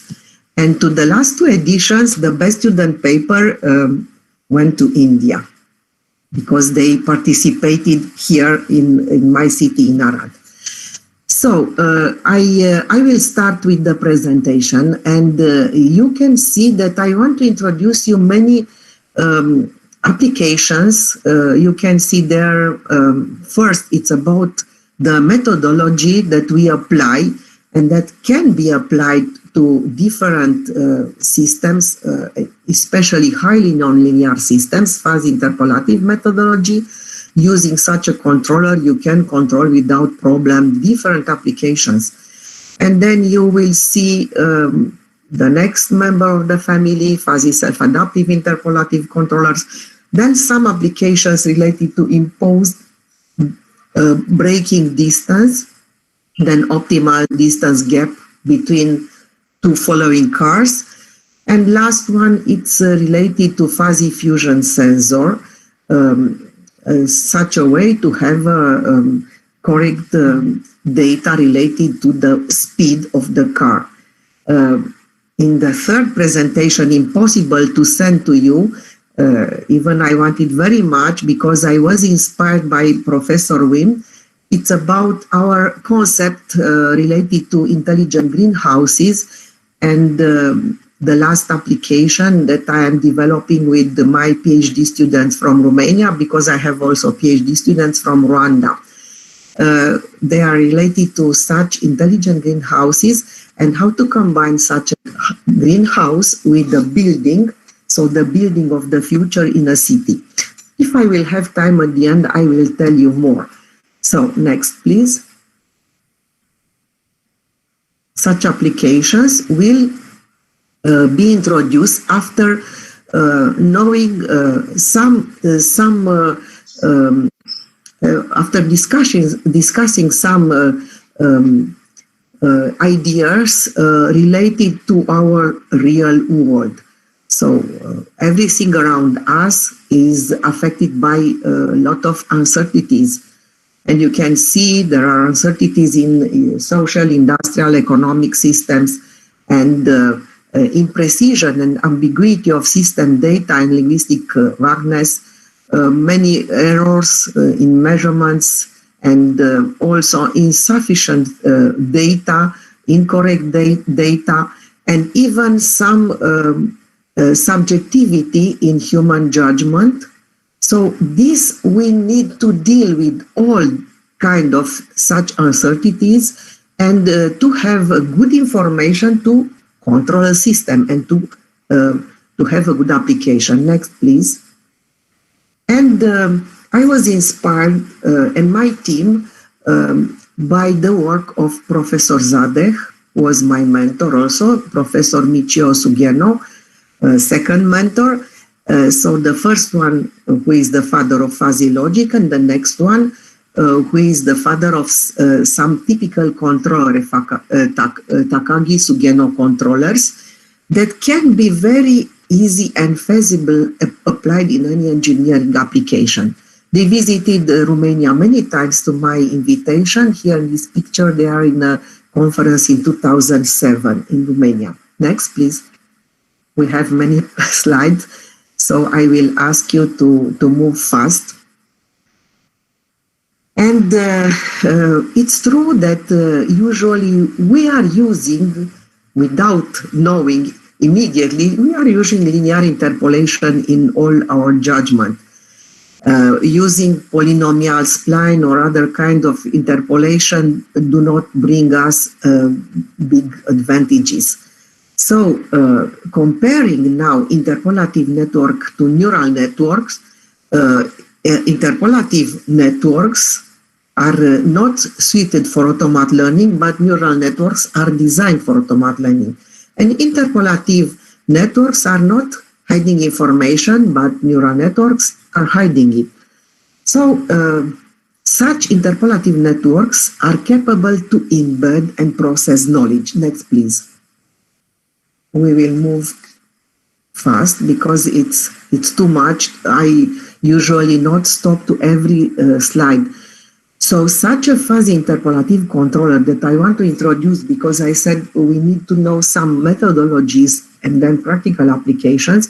First, to see how we organize it.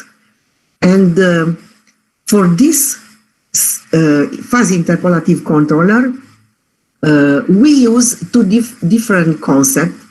The concept of fuzzy interpolative expert system and then the fuzzy interpolative methodology. Both together will organize our controller. Please, next. Looking to the fuzzy interpolative methodology, we have some theoretical support in some publications. You can see Zadek, Sugeno, Bauer. From there, we have the Sugeno fuzzy controllers that can approximate any finite and dimensional function with an arbitrary precision. And you can see there how to approximate such a function using, in this case, 3 different rules. But if the rules are more, we will have a granulation and we will have a very similar dimensional function modeled using fuzzy set. Then from the work of Professor Stoll, we have linguistic design method that we are using. From the last one, Kloxin, Morgan, and Laurent Foulois, qualitative control method based on the real-time online qualitative analysis. I visited their university many years ago, and we are working with Professor Foulois in France, in Haute-Savoie, in Annecy. Next. So this fuzzy interpolative controller that is used as concept for Professor Laszlo Koczi is not similar to our concepts, must not be confounded with our rule interpolation.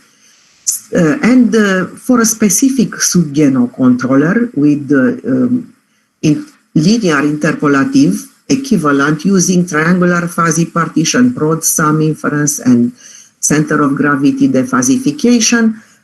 Also, we are using specific software from MATLAB Simulink that you can find it under lookup table with linear interpolation, and we introduce there our rules.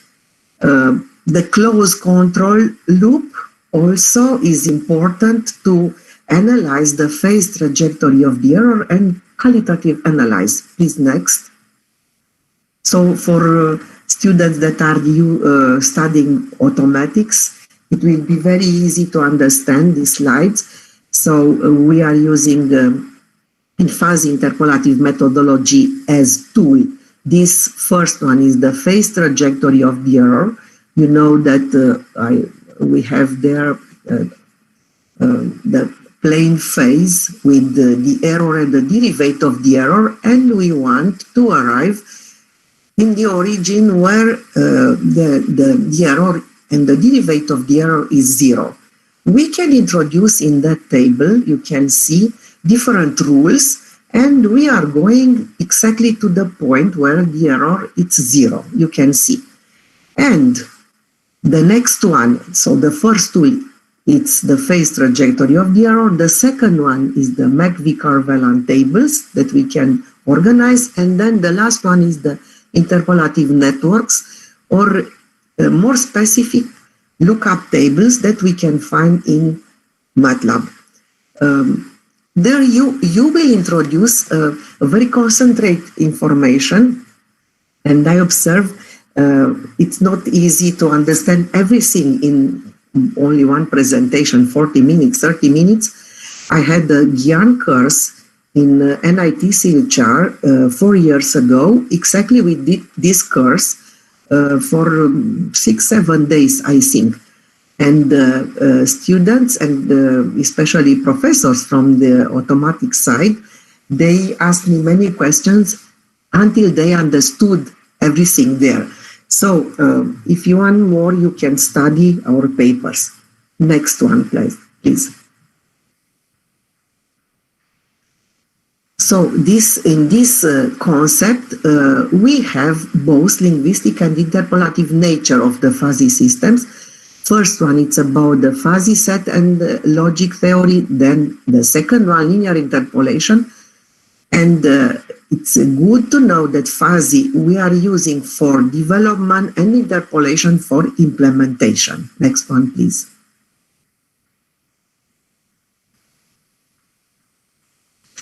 Here there are some specific points that we are following when we are developing fuzzy systems. So we need the identification of the control solution, building of the control rules, then designing Sugeno controller.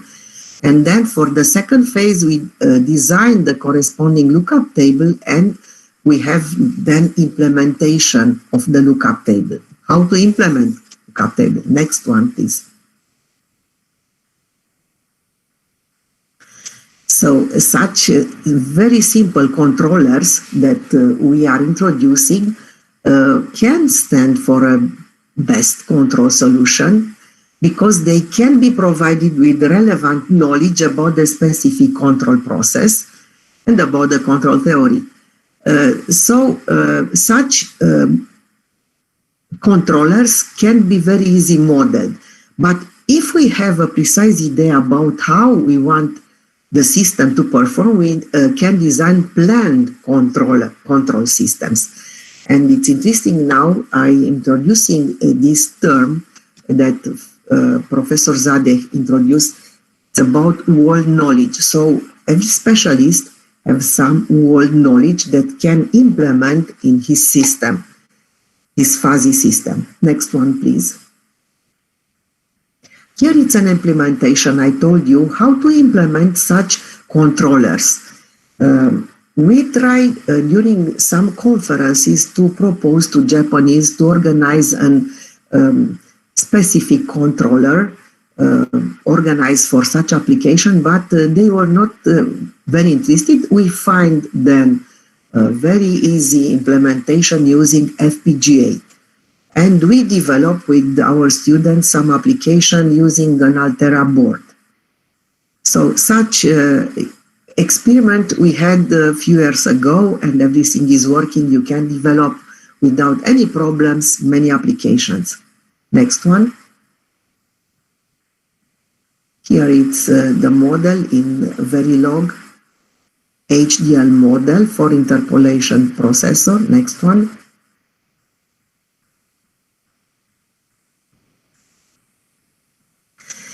And looking to this family that we develop along some good years, there are three different components. The first one is the very simple one, and the last one is the more complex one that can give very good results when you apply in practical applications. So the first one is plain surface adaptive interpolative controller, the second one in fuzzy self-adaptive interpolative controller, and the last one, fusion fuzzy self-adaptive interpolative controller. Next one. We have the interpolative controller. You can see the plain control surface controller compared to an interpolative controller. We are also interested to put there the error and the derivative of the error because we are working in this plane phase. Next one, please. We will go faster.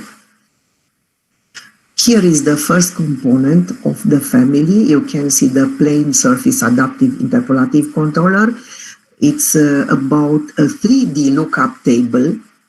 I discussed first about one lookup table. It was about the middle one, where we have the error and the derivative of the error, but we introduce other two because we take into consideration also the integral of the error.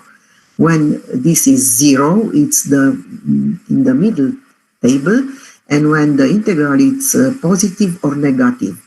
You can see the lookup table have the same data inside, only in the origin the data is different. That 0 is -2 or +2. Next one.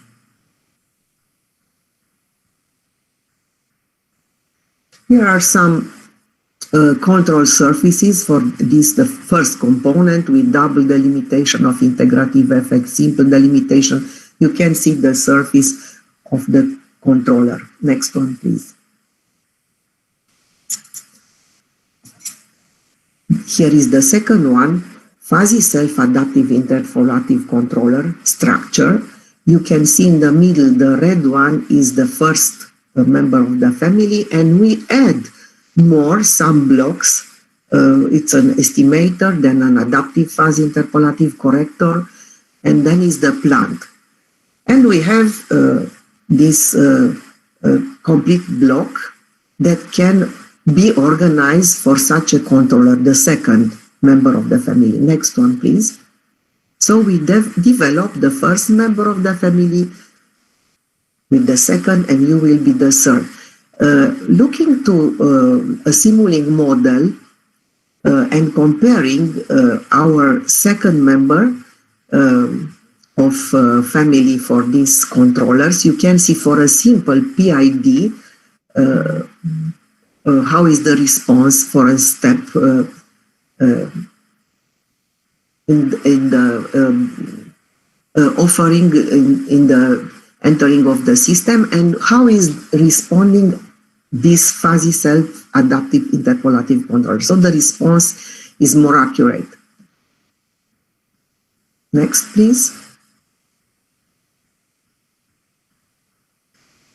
Here are some development of the control rule base, how to do. I will not insist on this data, only the control rules that can be divided in the operating regime that you know, so stationary, transitory, oscillatory, and unstable.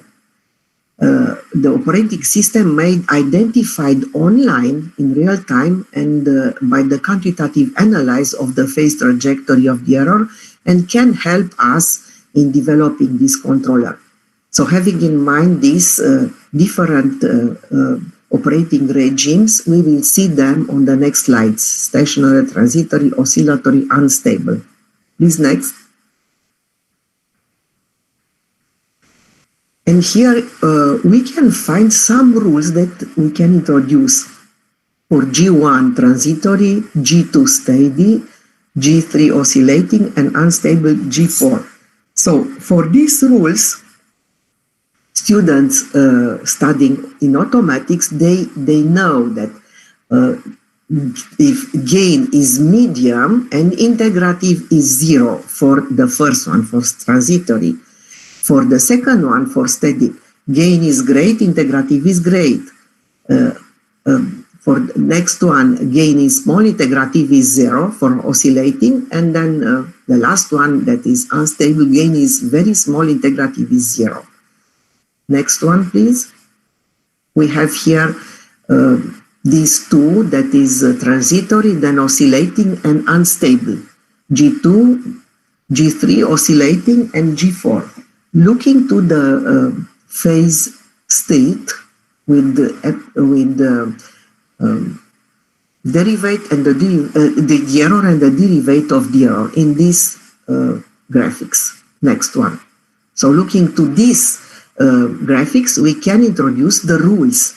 So the heuristic adaptive rule base, you can see there the error and the change of the error. So the derivative of the error is the same. And putting there three different terms, linguistic terms, negative, small, positive, and on the other side we can put 4 positive, great, positive, medium, small, negative, medium, negative, great, 5 terms, or 3, we can have there 15 rules. And that rules can be followed very easy, and as I told you in the beginning, they are very, very concentrated. Next one. So next phase is the implemented by lookup table, and you can see for the first member of the family how is implemented this lookup table. And next one, please. We have here for a PID how this PID respond if we have a plant, a third order plant, a third order system, how a PID is working, and how our fuzzy self-adaptive interpolative controller is working. You can see the oscillations are there, but they are very small. Next one. We have here the next one, fuzzy fusion self-adaptive interpolative controller. That is the last member of the family and the more complex one, but the best one in all applications. You can see there are different blocks introduced there in MATLAB Simulink, and we put there also a process of second order process.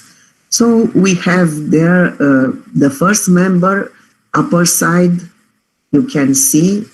Then we have some adaptive and some fusion blocks that can help to have a very good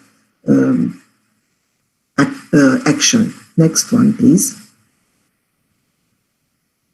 Here you can see the different response, step response for our controller. If we have different conditions, first one, very easy to demonstrate a second order system, then a third order system, and with that time that can introduce such oscillations, but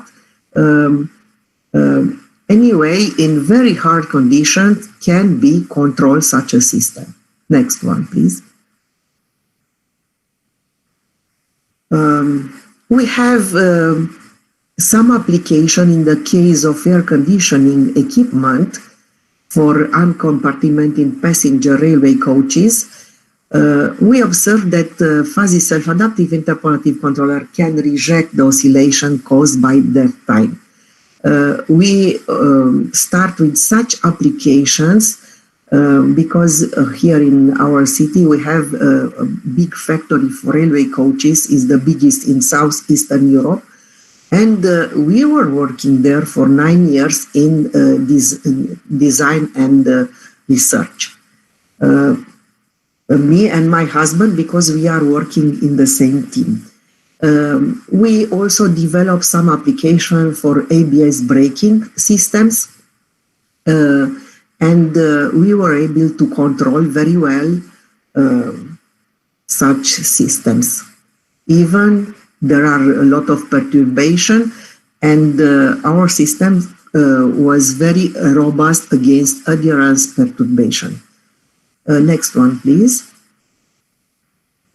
Here are some simulations in this case for air conditioning installation. Next one.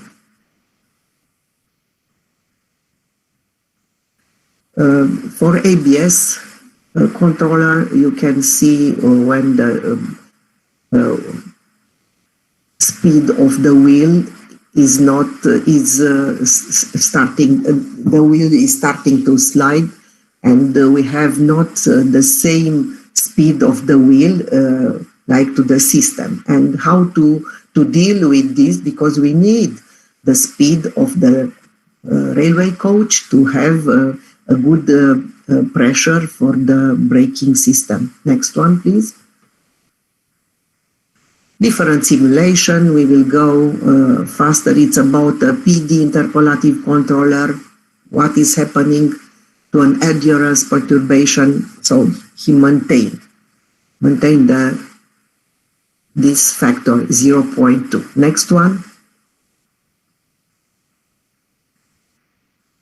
This is another application. Next one. So there are many advantages for such controllers, very fast and easy to develop. This is the most important. Then many adjustments that can be done, and also can be introduced expert knowledge there. It's efficient implementation in any of the software, hardware, known technology, and these possibilities of hardware implementation, that is also important, because we need not only to do simulations, but to have practical application. Next one, please. This one is another application, the imposed braking distance method, because for locomotive, so in the same field, working in the same field, we need to stop in a certain distance. So it's very important. Otherwise, such devices cannot go outside. And so this is to stop at a distance d from here. This is the essence of the problem. And such a fuzzy interpolative position controller is used in such application. The imposed program is following the natural position of the same vehicle. Next, please. We have a lot of information here. So here it's there are some blocks related to our controller where we introduce the imposed position, and we have also the actual position. We have different coefficients. So all in order to adapt this mapping on the real initial speed and imposed distance. Next one, please. Here is the position related to the speed. You can see there 200 kilometers per hour, and then the position, how long you need to stop when you have different speed of the car. Next one. We have some simulations there introducing the weight of the equipment and the speed and so on, how is responding the system using our fuzzy interpolative controller. Next one, please.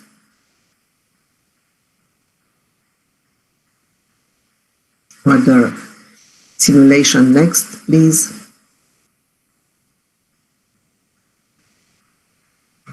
Some advantages are avoiding ABS, optimal distribution of the braking effort, improved comfort, and improved safety. It's very important to have all these factors when we are dealing with such systems, railway coaches, and so on. Next, please. It's another application. Optimal distance gap control for following cars. We developed such applications many years ago, and we improved them using different controllers. You know about such autonomous intelligent cruise control, collision avoidance systems, advanced driver assistance systems, because we are going now to have a completely automatic car. You know about these many things. There were many different solutions using CCD camera, but we propose this new interpolative distance gap control method using the constant time to collision criterion. Next one, please.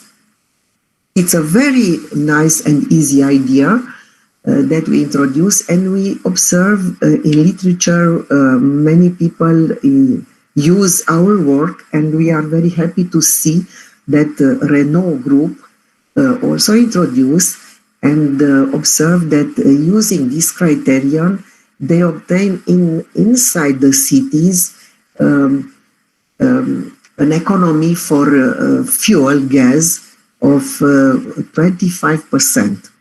So introducing this concept that can maintain the distance, not to introduce brake and so on, only to keep the distance that you want between these cars. But we have our research sinking to platoons over a highway, and you will see in the next slide. So we have first a PD distance controller, and then we have a distance versus the speed of the second car mapping. That is adapting the imposing distance D. Next one, please. So we want to maintain this distance. This is the fuzzy interpolative controller. In this case, related to, you can see distance and the derivative of the distance, so is the speed. Looking to the terms introduced, we can have that rules. Next one, please. So this is the distance controller. We studied the literature, and we observed in autonomous intelligent cruise control, they introduce a particular law, distance versus the speed. It's that relation 1.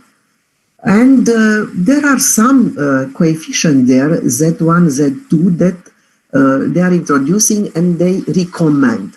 But we had at that time objections that can be drawn against, so there are no adaptation to the traffic intensity, and these coefficients are artificially introduced and they have no significance for humans. So we will replace this law with our constant time to collision criterion. Next, please. That it's very easy to understand. So this time to collision is the time that it takes before car 2 collides with car 1, assuming unchanged speed of both vehicles during this approach. You can see the formula where we have D versus speed 2 minus speed 1. When both speeds are the same, the denominator is becoming 0. So it's a problem here. We introduce the next criteria, the inverse time to collision. Please, next. And we have the same formula, but -1. time to collision criterion, -1. Next, please. And we have here some simulations looking to the evolution of these two criterion. Next one, please. They are quite in a mirror. And it's for sure we will use the inverse time to collision criterion and how to introduce fuzzy rules in this case, looking to the surface evolution, we can put here left side the rules, fuzzy rules, you can see there in different colors, how to do, which is the action that we need to take. So compulsory hard braking, then easy braking, preserve the trend, and no risk at all. Next one, please. So this criterion is a step forward to use, time to collision criterion, a constant collision risk for each vehicle involved. We obtain this, and also the possibility to control the traffic flow on extended road section. Next one. This one can be implemented offline with the help of this mapping, D versus speed, and the initial assumption, a distance gap planar build with time to collision will produce this criterion. So this method can be applied very easy. You can see here some simulation in MATLAB Simulink with two cars in tandem, and using there a PID controller, but on the upper side you can see that time to collision criterion. Next one, please.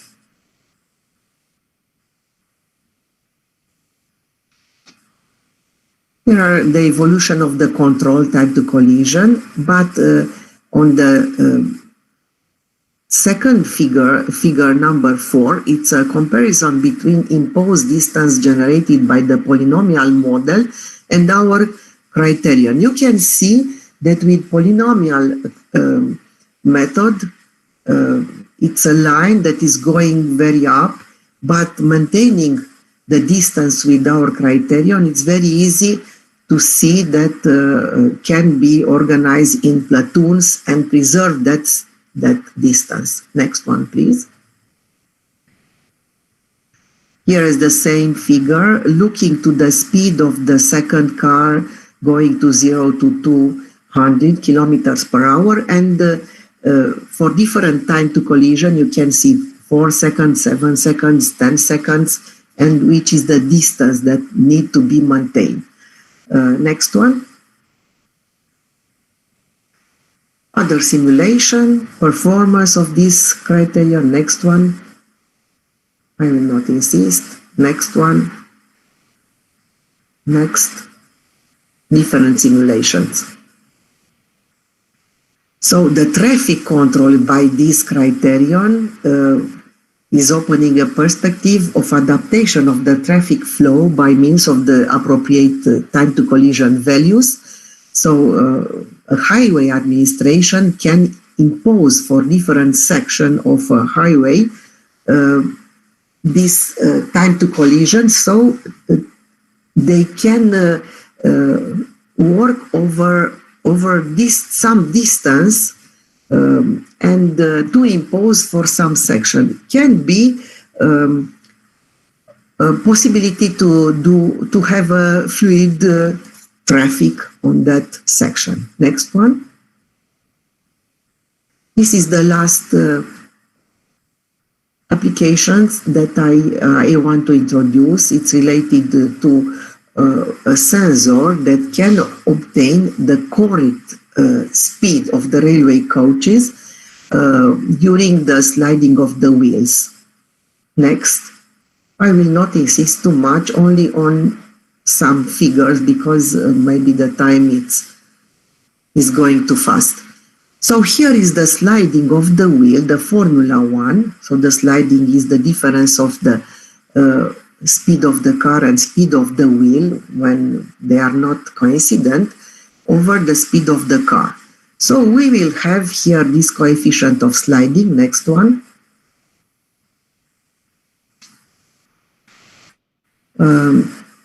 You can see that for have an efficient ABS system, we need to have the sliding in that interval, that red one. So slack of the wheel must be around 0.2. In other positions can be dangerous, so especially that system will not work properly. Next one. Here is the dooming, so 0.15 to 0.2. Here is the reality, what is happening when is producing the braking action of a railway coach. We had some simulation, but we had also some real situation, some recording, and you can see the velocity of the car, that black line that we are interested in, but the speed of different wheels, wheel 1 and wheel 2, are different. They are not the same like the speed of the car. And we need to know the speed of the car, but we can have only the speed of the wheel, because the sensors are showing the speed of the wheel. This is not coincident with the speed of the car. How to do to have this coincidence? When there is no coincidence, the speed are sliding. Next one, please. You know this concept. We were inspired by an experiment of an automobile, BMW. So in that paper, they introduce an accelerometer. So using an accelerometer, you can obtain a certain and real speed of the car, because we will do an integral over the acceleration, and such a way we can have a more precise value for the speed of the car. But we can also have, you can see their estimator that divide operating regime in different 3 domains. So if deceleration is great, the weight of the speed sensors is small. I will introduce in the next slide, but don't move yet, these rules. So when deceleration is great, deceleration is 0, deceleration is negative. We will offer some weight or degree of confidence for different sensors. When we will use sensors from the wheel, when we will use the accelerometer, and when we will use also the model of the car. Next one, please. I will not insist too much, because in that figure we will see everything. So there are different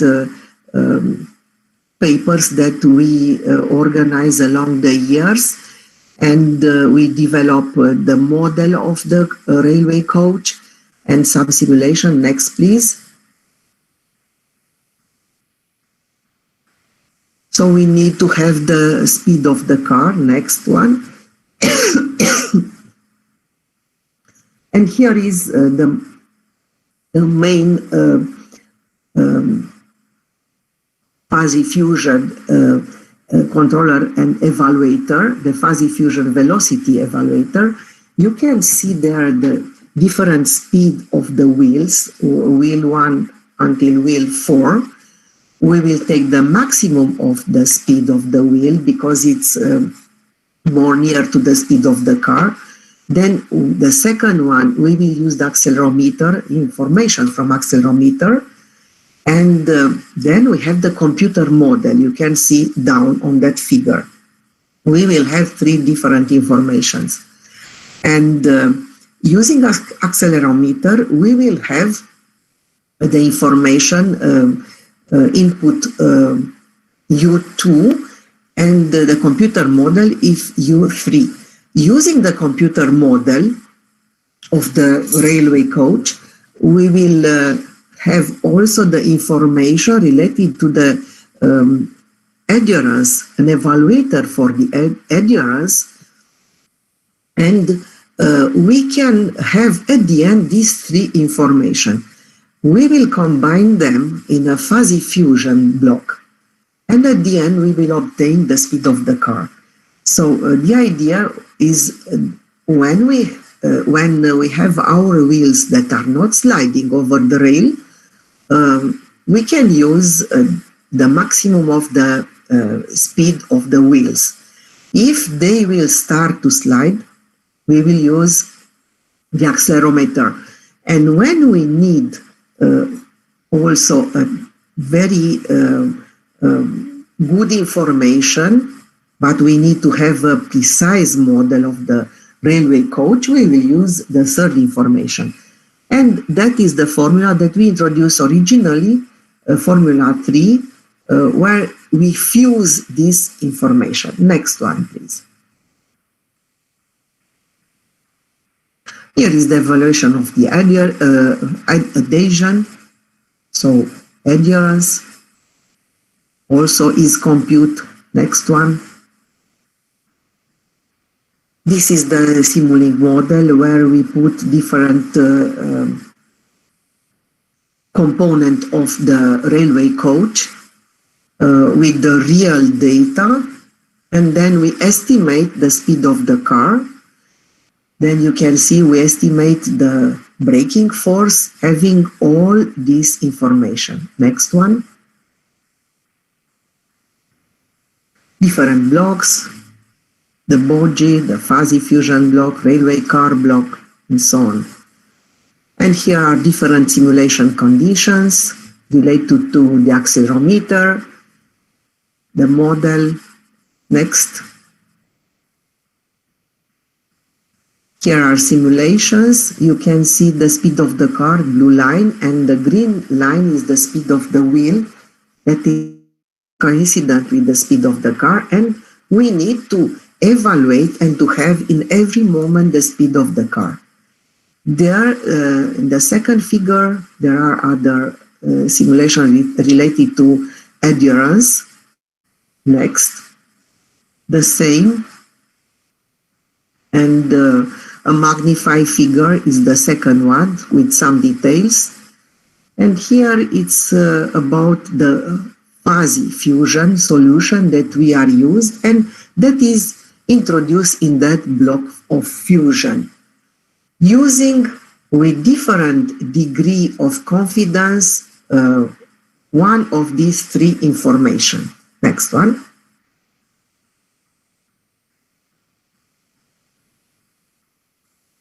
Again, how to introduce the rules.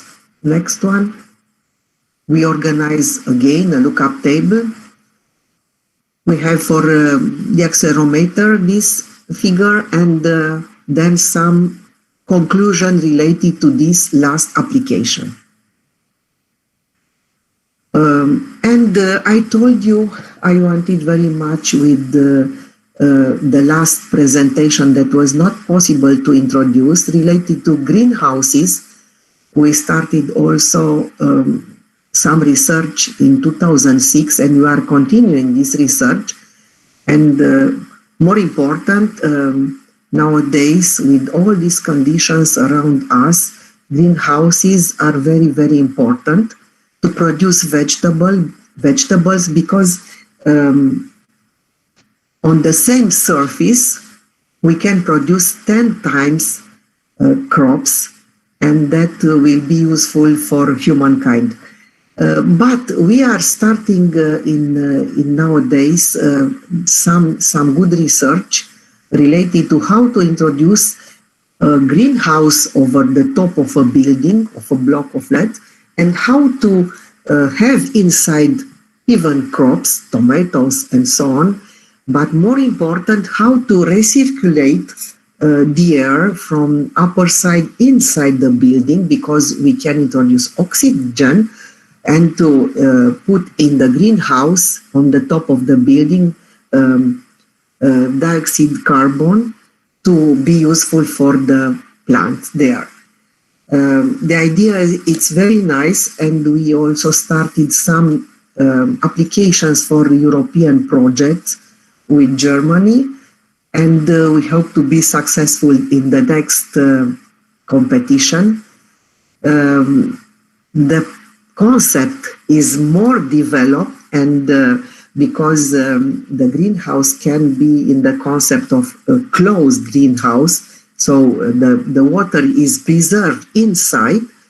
More thing, we can have also their possibility to have fish inside the greenhouse that are using some component, and then give also that water for the plant, and such a symbiosis can help to have more crop there inside. So many applications. Of course, inside we can use this concept of Internet of Things that is everywhere, and I will not mention artificial intelligence that by different algorithm inside to control the greenhouse using genetical algorithm, using fuzzy and combined with neural networks.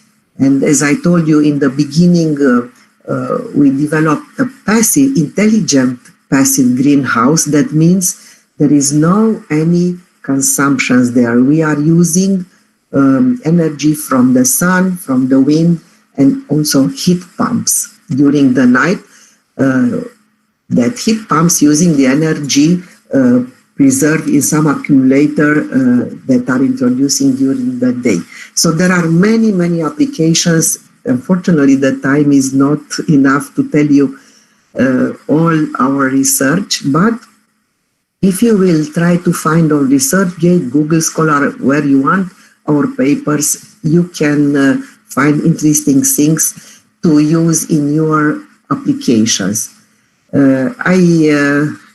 I want to congratulate once again all participants, especially Arnab Basu, who invited me here and who has a dedicated service for this conference. Good luck for your conference, and exchange many knowledge with the other invited speakers, and have success in the future. Also, do not forget to apply to come in our university when it's possible, for our conferences, for Erasmus project, and so on. Thank you very much. Thank you, ma'am. It was an informative session, and it was indeed exciting to learn about so many applications of the fuzzy logic. And thank you for inviting us to visit your university. Surely, if sometimes any chance comes, definitely we'll try to go and visit your university. Thank you. So there are a couple of questions in the chat box. So already we are running late, so I will just take two questions from here. So Professor Amartya Mukherjee has asked the question that can we use Kalman filter based approach in this system? Yes, we can use Kalman filters. This is more related to conventional automatics. We have these models using fuzzy. That means we can use our knowledge there much more than in conventional automatics. What I can tell you here also, we have some nice applications, I forgot to tell about them, related to artificial pancreas with NIT Silchar, and we are using their specific automatics, classical automatics. So it's possible, of course, it's possible to develop more precise control law. Okay, ma'am. Next question by Professor Arnab Basu. And are these simulation-based studies or you design in labs also? For simulation, then what are the softwares that you use other than MATLAB?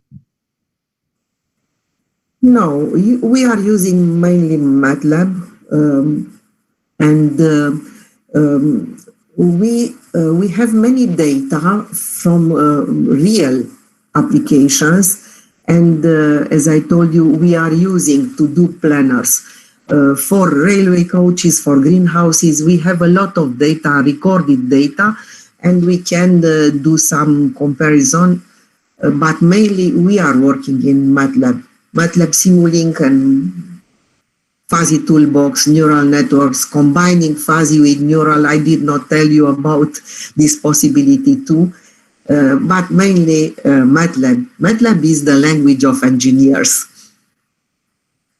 Okay. Okay, ma'am. So we will end this session now. Before ending this session, we would like to felicitate you virtually, of course, because it's not possible to meet you physically right now. So we will ask the Professor Arnob Basu to kindly share the screen where we have the virtual memento for you. It was a pleasure listening to you, ma'am. Thank you. Thank you very much. Yes, and we got to know about such wonderful technologies. Okay, so this is the memento, the screen which Professor Arnob Basu has shared. It's written that Spectrum 2020 takes pleasure in presenting this plaque to Valentina Emilia Balas, Professor, Automation and Applied Informatics, University of Arad, Romania, in recognition and appreciation for being the speaker. Thank you very much. Okay. Thank you, ma'am. So we will end this lecture session. And now I would like to invite our next speaker, Professor Dr. Thomas J. Webster. I think he has joined already, I have seen. So I would just like to introduce him briefly. So now the talk will be given by Dr. Thomas J. Webster, Professor at Department of Chemical Engineering, College of Engineering, Northeastern University, Boston, United States. Dr. Thomas has done his graduation in chemical engineering from the University of Pittsburgh and master's and PhD in biomedical engineering from Rensselaer Polytechnic Institute. He currently serves as the Art Zafiropoulos Endowed Chair and Professor of Chemical Engineering at Northeastern University. Professor Webster has graduated and supervised over 189 graduate students, generating over 700 peer-reviewed articles in his 20-year career. He has formed 12 companies who collectively have over 21 FDA-approved medical products. Professor Webster is a fellow of over 8 societies and was a past president of the U.S. Society for Biomaterials. So currently, Professor Webster will talk on green nanomedicine, implantable sensors, and nanotechnology for COVID-19. So welcome you, sir. Excellent. Thank you. Yes, kindly start your lecture. Yes. So everything looks good and sounds okay? Yeah, yes, sir, perfectly. You are audible and your screen is visible. So your presentation is visible to us. So please okay. start. Excellent. Yes. You know, and let me add my thank you and congratulations to the organizers. I think today, with everything going on, it is so important that we continue to communicate, we continue to gather to talk about science, in the hopes that soon we will do it in person, because I loved that example from Professor Balas about the artificial pancreas. And I would love to talk to her more about that, which we could do if that was in person. But I thank everybody for continuing to push through these difficult COVID-19 days. So let me start the lecture here with a couple of disclosures. I've been fortunate to be surrounded by wonderful students, wonderful business people who have started companies on a lot of the research that I will present in this presentation. And my title might sound a little bit strange, I incorporated a lot of different hot topics that we are working on these days. But of course, I would be remiss if I didn't talk about COVID-19 and what the community is doing to deal with COVID-19. And by community, I mean my community, the nanotechnology, nanomedicine community. And I wanted to highlight something that a lot of people don't know, and that is the prevalence, the high prevalence of nanomaterials throughout all of COVID-19, whether you're talking about preventing COVID-19, diagnosing COVID-19, or ultimately providing therapies. The nano community has been quite visible and quite strong throughout this pandemic, and I think we're making pretty good strides. So I wanted to highlight that in the beginning of my talk with you. But of course, I would be remiss if I didn't talk about how we got here, how we got to a situation where our societies are being shut down, schools, public schools have gone to hybrid models here in the United States, universities have shut down. My university has not, and has been doing a pretty good job of keeping people in the classroom, keeping them COVID-free, testing. But how did we get here? And I think something we've discussed for a while before COVID-19, we tried to emphasize problems in our global healthcare system.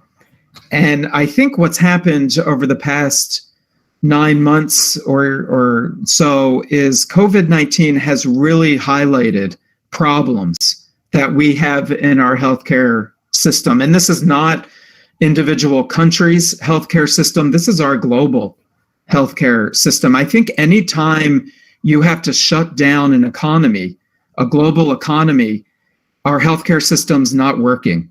You know, and that hurts me to say that because our healthcare system has helped thousands, if not millions, of people improve their health. But clearly, if our solution to a virus is to shut down and tell people to quarantine, our healthcare system is not working. And I've highlighted on this slide some problems that many people talk about. My lab talks about this on a daily basis of how, as scientists, can we deal with these traditional problems in our healthcare system that, again, COVID-19 has just highlighted and exacerbated. And I think on this slide, let me just highlight a couple of things. The second bullet is clearly what we have seen through the past 9 months or so are overcrowded hospitals. You know, you could even make an argument that in some parts of the world, we don't even have easily accessible hospitals. But in parts of the world where hospitals have been the cornerstone of our healthcare system, they've been overwhelmed. They've been overwhelmed with patients. And in fact, now here in the United States, and this is happening in other parts of the world as well, the third bullet on this slide highlights that people are now afraid to go into a hospital for routine medical care, like diabetes or heart problems, where people would go into a hospital to get diagnosed, to get treatment. Now they're afraid, and they're afraid of catching COVID-19. So this system that we have set up through the centuries, which rely on an old-fashioned brick concrete building that we call a hospital, has got to change. And there's really no reason why we can't bring technologies to you at your home to improve your health, to get away from this centralized hospital vision of a healthcare system. And some other things I'll talk about in this presentation that are traditional problems in our healthcare system that COVID-19 has highlighted is this bullet. And this bullet says treating every patient the same. In general, our traditional healthcare system has a recipe to figure out what's wrong with you and to determine the appropriate healthcare solution. Well, we've seen with COVID-19 that people respond differently to the same virus. You know, couple that with other information we have that people respond differently to a hip implant, to a pacemaker, to a vascular stent. Anywhere you go in the body, there are different reactions to the same virus or same material that we're using that begs, I think, a complete paradigm shift in our healthcare system. And really, we should have seen COVID-19 coming. Those of us in the bacteria and in the virus field, we know there's been a continual new introduction of new viruses, new antibiotic-resistant bacteria every year. And highlighted on this slide are just some: Middle Eastern Respiratory Syndrome, or MERS, norovirus, Zika virus. These are just some that in the past several years have changed our healthcare system or have caused problems in our healthcare system. Clearly, COVID-19 or SARS-CoV-2, the virus that causes COVID-19, has caused the biggest disruption, but it won't be the last. There will be more viruses that come up. So we need to really look at how our old-fashioned healthcare system, based on this hospital system where you go in to get a diagnosis and go in to get treatment, how it needs to change. And let me offer one more reason why it needs to change, and that's something that's highlighted on this slide, this graph, which shows our Centers for Disease Control here in the United States has predicted more people will die by 2050 from AMR. So AMR stands for antimicrobial resistance. As we know, we've primarily been treating bacteria with antibiotics to reduce infection, and that has helped. Penicillin has been wonderful through the decades. But now we have a new problem where our bacteria develop resistance to these antibiotics. And highlighted on this slide are many of the antibiotics that have been developed since the 1930s. We now have bacteria that are resistant to all of these antibiotics. So this is another problem coming up where, as I mentioned, our Centers for Disease Control has predicted that more people will die from antibiotic-resistant bacteria by 2050 than all cancers combined. And we are not prepared for this problem. We also know that when viruses come out, our automatic impulse is to wait for a vaccine. Well, we're still waiting for that vaccine 9 months later after this pandemic has started. So clearly, we have many inherent issues in our healthcare system that we have to deal with. And we have to have a paradigm shift, I believe, in how we treat these microbes, how we treat patients in our healthcare system, because clearly it's not working. So many years ago, my personal story is about 25 years ago, we started looking at nanotechnology. We started looking at nanomedicine, these really small particles that can penetrate cells. They can attach to viruses. They can go through barriers like your skin or your blood-brain barrier to control cellular events. We got excited about these new types of materials and how they could be used in medicine. And I want to present to you here why it makes perfect sense to use nanomaterials to fight viruses in this current pandemic and future pandemics, and how it's happening, how researchers are using nanomaterials. So here's some things we know about SARS-CoV-2, which again is the virus that causes COVID-19. Clearly, we know it's nanostructured. That first bullet on this slide, all viruses are nanostructured. So what a perfect material to fight a virus than a nanomaterial. We also know that viruses have multiple functionalities. Many people look at the spike proteins on viruses and, understandably, they want to attach a nanoparticle or a biomolecule to the S protein, because if you attach to the S protein, you can keep that virus from attaching to a mammalian cell, getting in, releasing its RNA, and replicating. So if you keep it from attaching to a mammalian cell in the first place, you might have a good solution. So the S protein has been very popular to target in these coronaviruses. However, the problem is that's where a lot of mutations occur. A lot of S protein mutations occur from one type of virus to the next. So we have been making the argument to go after multiple nano functionalities on a virus. And you can see in this cartoon, not only does a coronavirus, have S proteins, but it also has an envelope protein. That envelope protein is another target that you can go after in the case of a mutation to the S protein that will still enable you to deactivate that virus. We also know that that envelope protein can be destroyed by reactive oxygen species.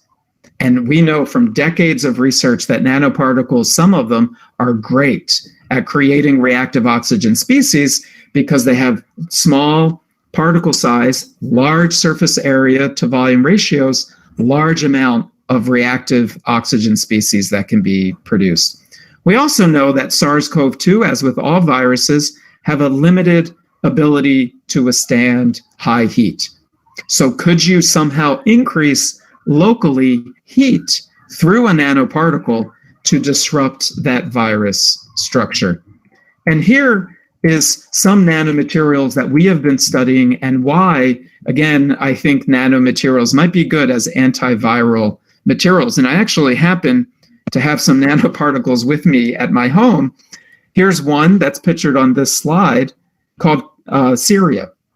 So I think, as everybody knows, cerium is on the periodic table. The oxide version of cerium is ceria. So cerium oxide is ceria. And you can see on this slide some scanning electron micrograph pictures where we can now create these particles to have fascinating junctures or facets or points. And these points or these junctures can fit in between the S protein of a virus to maximize its interaction with that virus to stop it from attaching to a mammalian cell and replicating. We can do this with other nanoparticles too, not just ceria nanoparticles. We also know through years of research, decades of research, that nanoparticles have very unique magnetic properties. So here's another example, iron oxide that you can see here. Iron oxide is magnetic. When made in the nanoform, very high surface area to volume ratio, iron oxide becomes even more magnetic. So clearly, one thing you can do for diagnosis is functionalize these particles to attach to SARS-CoV-2, use a magnet to concentrate those magnetic nanoparticles, which in turn will concentrate your SARS-CoV-2 to make it easier to detect. We also know that nanoparticles like gold, here's another example of a gold nanoparticle that I have here at home, have unique photothermal properties. So gold can heat up under near infrared, external excitation. So again, if you functionalize these nanoparticles, attach them to SARS-CoV-2, use external near infrared, you can heat up the particles and disrupt that SARS-CoV-2 structure so that it no longer penetrates the cell and replicates. And there's so many more exciting properties that come from nanomaterials, all because of their high surface area to volume ratio. And all of these things make them attractive for using in antiviral applications. So just a couple more highlights for why nanoparticles could be useful for antiviral applications. They can be easily aerosolized.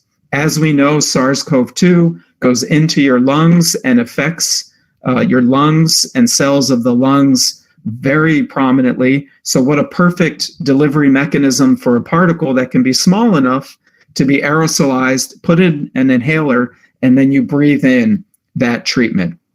We also know nanoparticles can be made of dietary elements. So here's another nanoparticle that I have at home, selenium. Selenium is part of your diet. So you could functionalize these selenium nanoparticles, get them to attach to SARS-CoV-2, disrupts their function and ability to replicate, and then the nanoparticle degrades. And it can degrade to boost your immune system. So many natural elements in your body, part of your diet, we can make nanoparticles out of to both disrupt the virus and then boost your immune system, which is often failing in patients that have COVID COVID-19. So let me get into a couple more details about how nanotechnology is being used to fight COVID-19 and give you some practical examples. One is prevention. There are companies today that are putting nanoparticles like zinc, silver, copper oxide, magnesium oxide into masks, as well as gloves, a lot of the PPE that we need to use to keep the virus from spreading. These nanoparticles help trap the virus. So if you cough, the mask will help trap the virus. And if it comes out in a moisture drop, then you get these nanoparticles to create reactive oxygen species. And those reactive oxygen species, as I mentioned before, can disrupt this envelope protein in the virus to disrupt that virus and keep it from replicating. So nanoparticles in masks are actually showing a lot of promise, and you can buy them now commercially. Other applications are that everyday surfaces are being coated with nanoparticles, with spray technology. And this is more at the research phase, but you can take things like aluminum and spray, again, these selenium nanoparticles that can precipitate on the surface to keep SARS-CoV-2 from attaching, and then if it attaches, disrupt its structure through this reactive oxygen species mechanism. There are also groups investigating TiO2. Titanium dioxide can be activated through UV light. So if you have a surface with TiO2 nanoparticles, the high surface area interacts with UV light to keep the virus from spreading and to keep it from being active.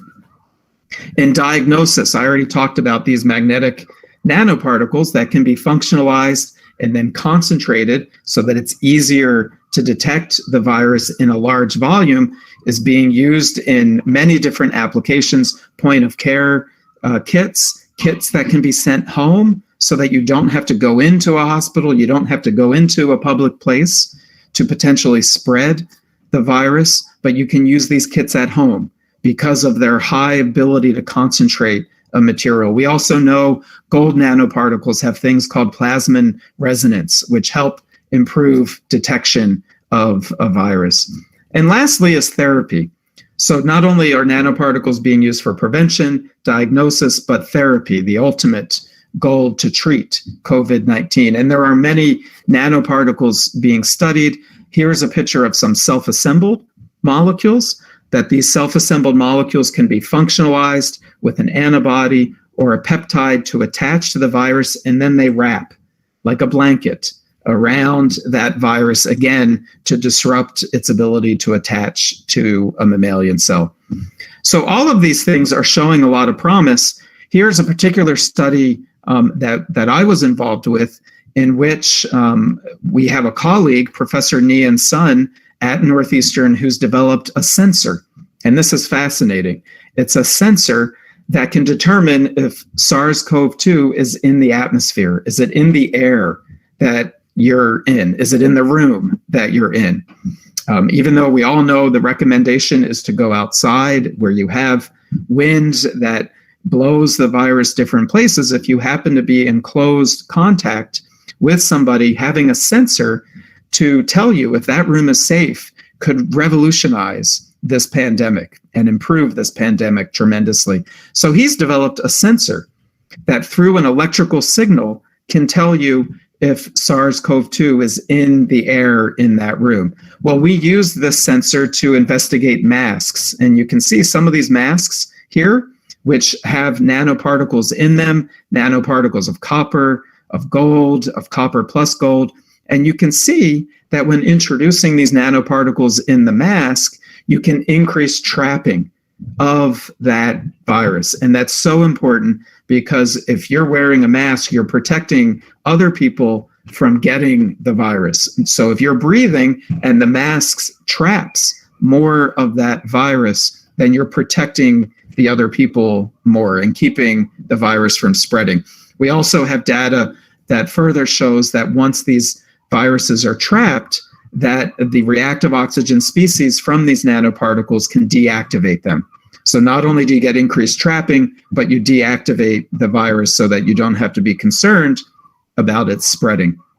one of the biggest success stories, I think, so far, of course, we're not done, is with a company called Moderna here in the United States, outside of Boston, who is actually using a nanoparticle as a vaccine strategy.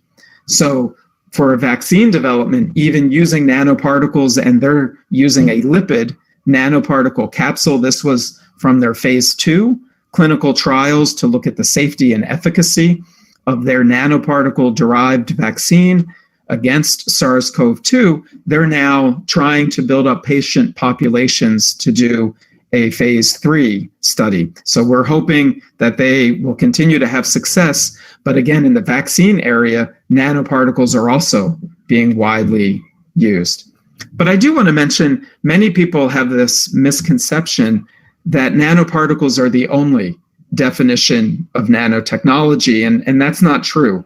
There's a whole separate part of nanotechnology that's really called nanostructured surfaces. And these nanostructured surfaces, as I mentioned, you can put nanotextures on materials, whether it's, your iPhone, whether it's your computer keyboard, the desk that you're on, and those surfaces can repel a virus. It can repel the moisture drop that the virus is in.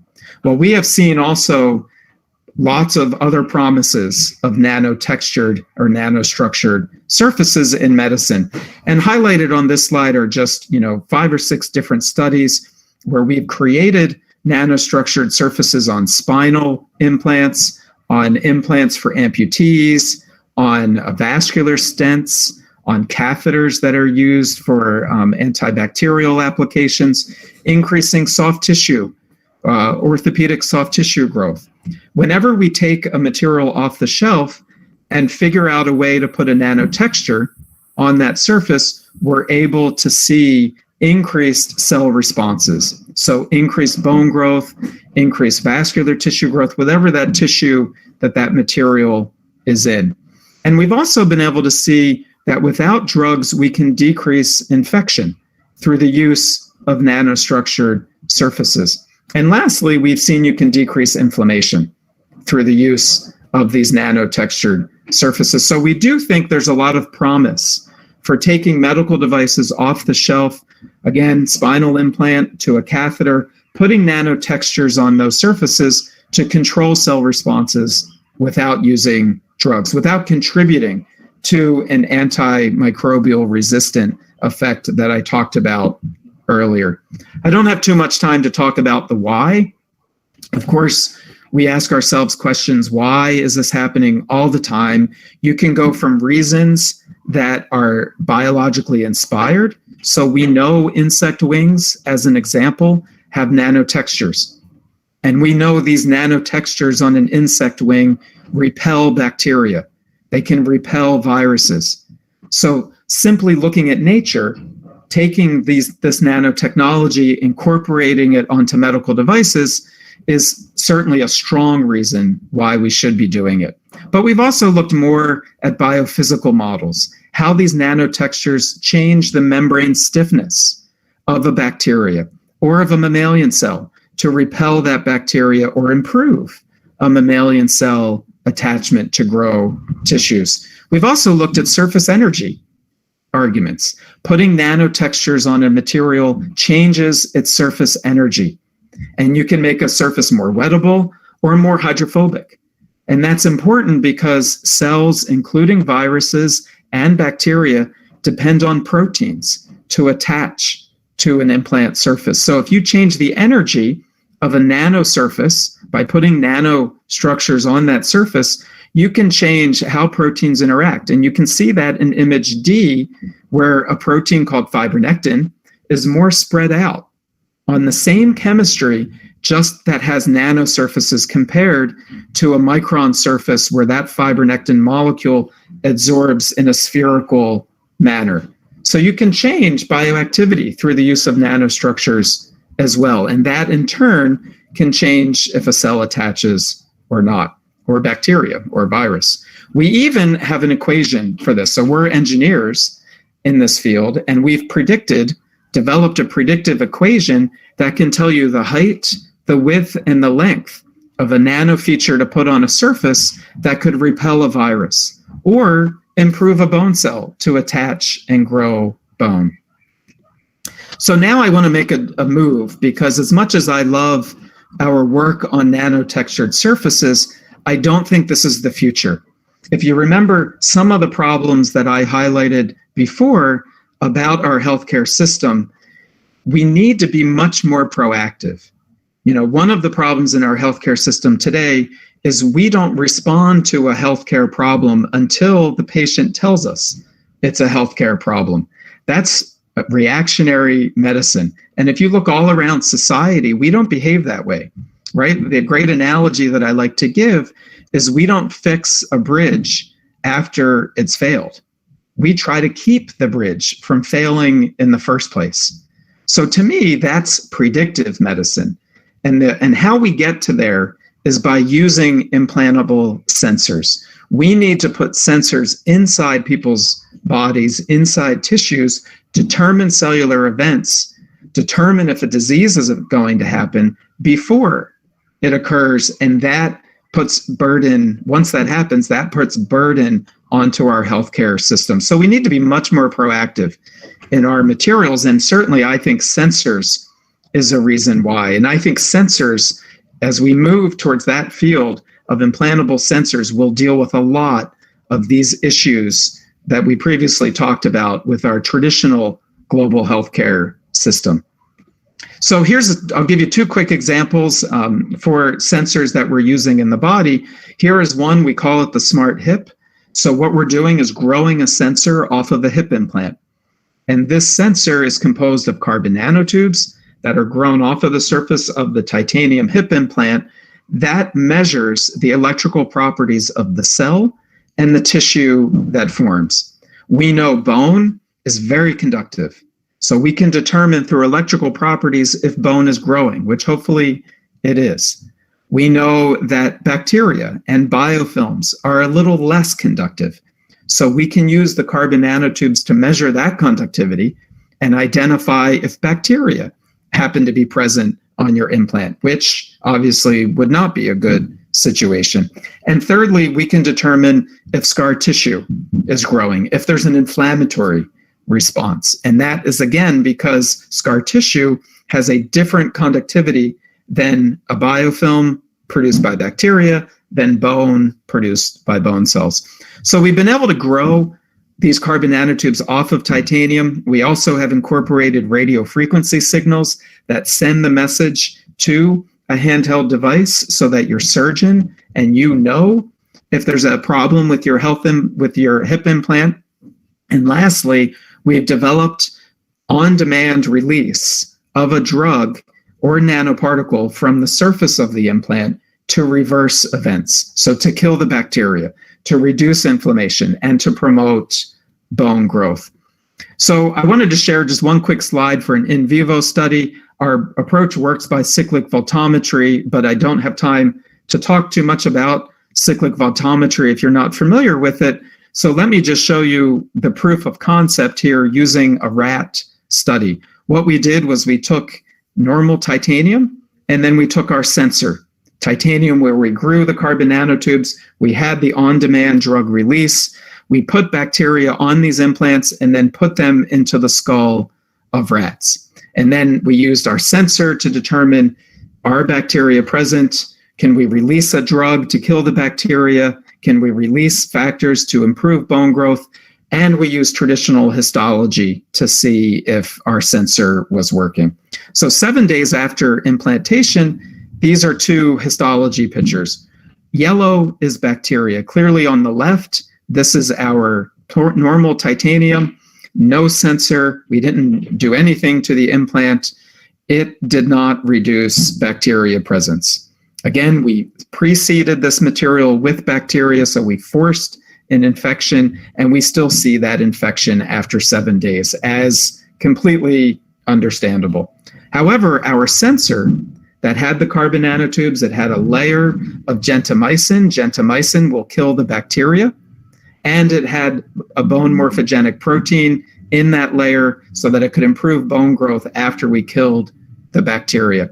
What we saw was no infection after 7 days. Through on-demand release of an antibiotic, we were able to kill all of those bacteria, and that enabled us to promote bone growth on the surface. So clearly, we had a much better performing implant. If this happened in real life and you had an infected implant, the only solution is to remove the implant. You drill out the bone that the bacteria are in, and then you try all over again. This is an attempt to keep the implant salvageable in the body. So we also have been able to tell surgeons through this sensor if the antibiotic that they are prescribing works. You might not know, but many orthopedic surgeons are guessing at what bacteria could be infecting your implant. They don't know for sure what bacteria it is, and many times it's multiple of bacteria types that infect your implant. So through this approach, we were able to see changes in shapes of our cyclic voltammograms, our measurements of bacteria being present. And after we added more and more methicillin, which kills Staphylococcus aureus, a big bacteria that infects implants, we were able to see that that antibiotic that the surgeon was using worked. And it reduced bacteria present. So that meant the surgeon didn't have to prescribe 5 different types of antibiotics, but we were able to tell that surgeon which antibiotic was working to reduce the spread of antibiotic-resistant bacteria to make those implants more successful without removing them. So let me give you just one last example of a sensor that we're working with, and we call it 4D printing.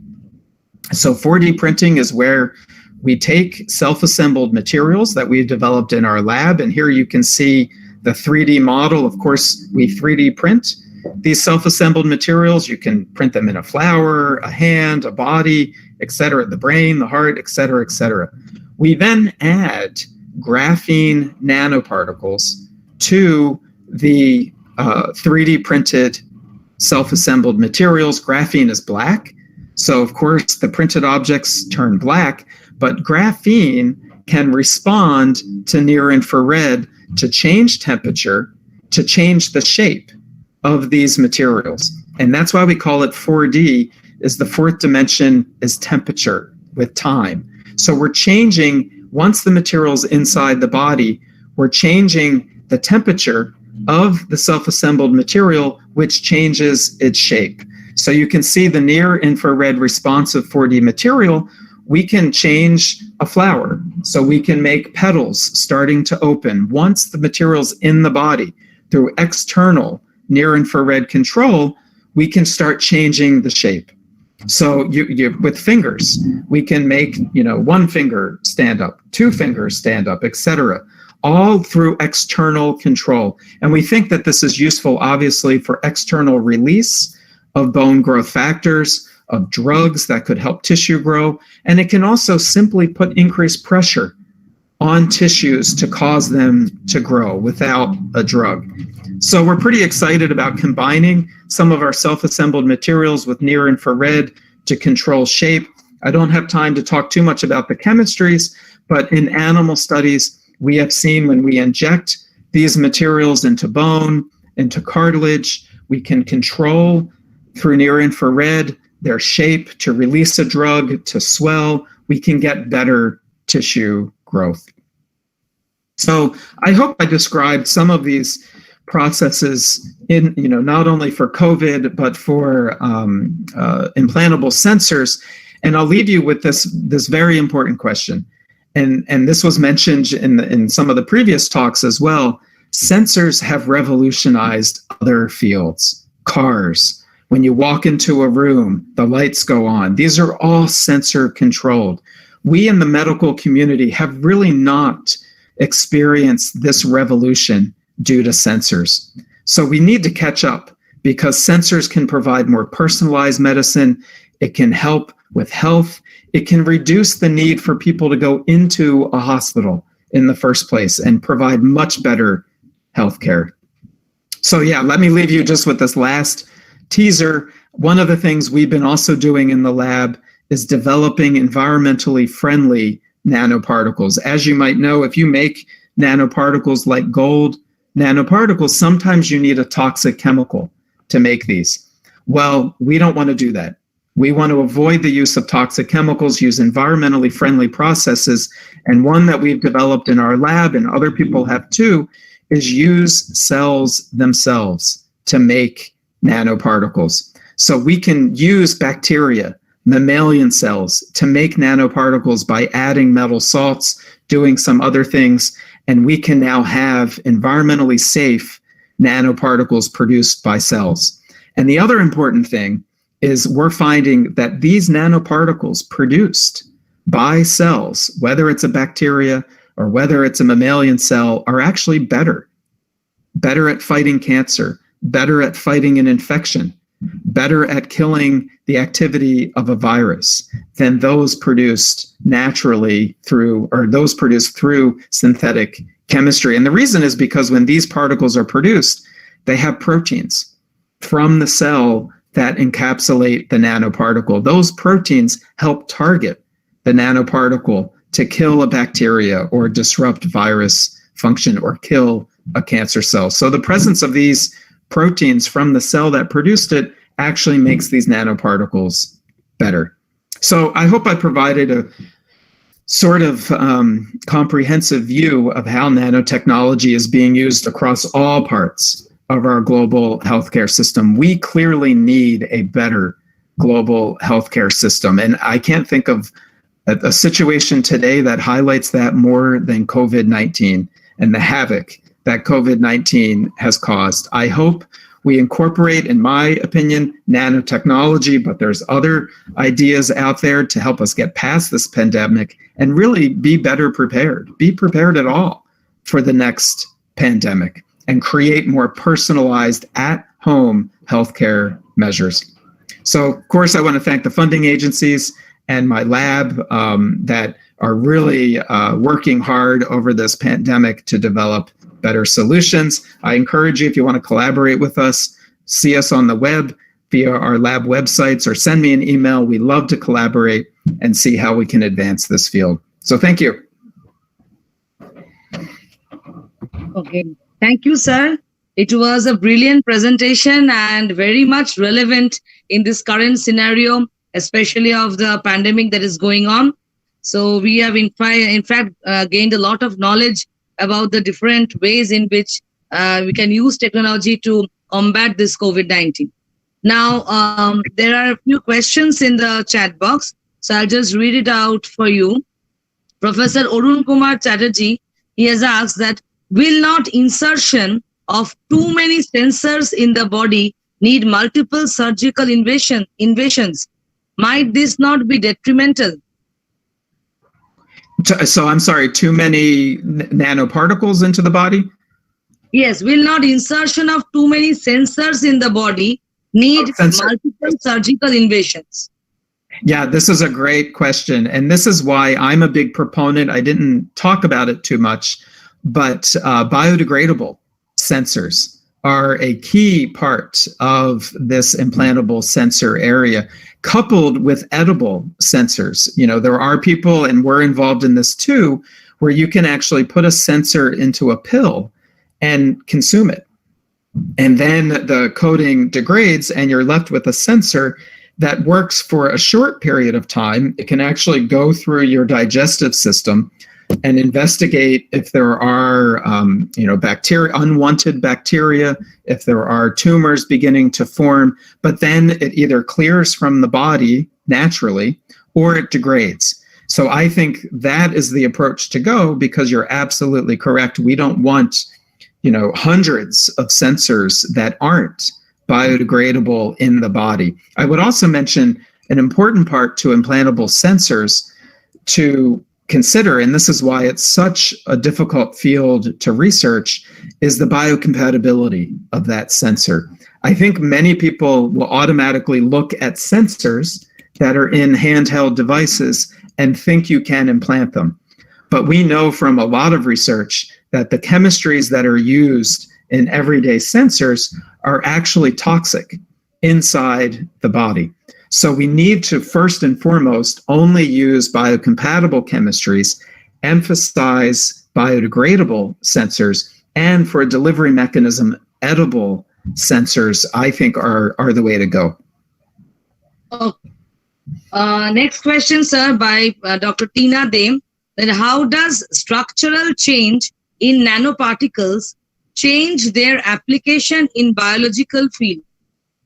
Excellent question, right? And this, as I'm sure people know, this event right here is called a protein corona. The ability of proteins to absorb to nanoparticles as soon as they're in the body is just one of many ways that your body changes properties of nanoparticles before they attach to a virus or before they attach to a bacteria or cancer cell. So we absolutely need better understanding of this protein corona effect, because it's the proteins that will determine where that particle goes, because it changes their charge, because proteins absorb. We also need a better job of understanding how acids that are produced by cells change the nanoparticle, right? If the nanoparticle goes into a cancer cell, many times it's enclosed by a lysosome. That lysosome is very acidic.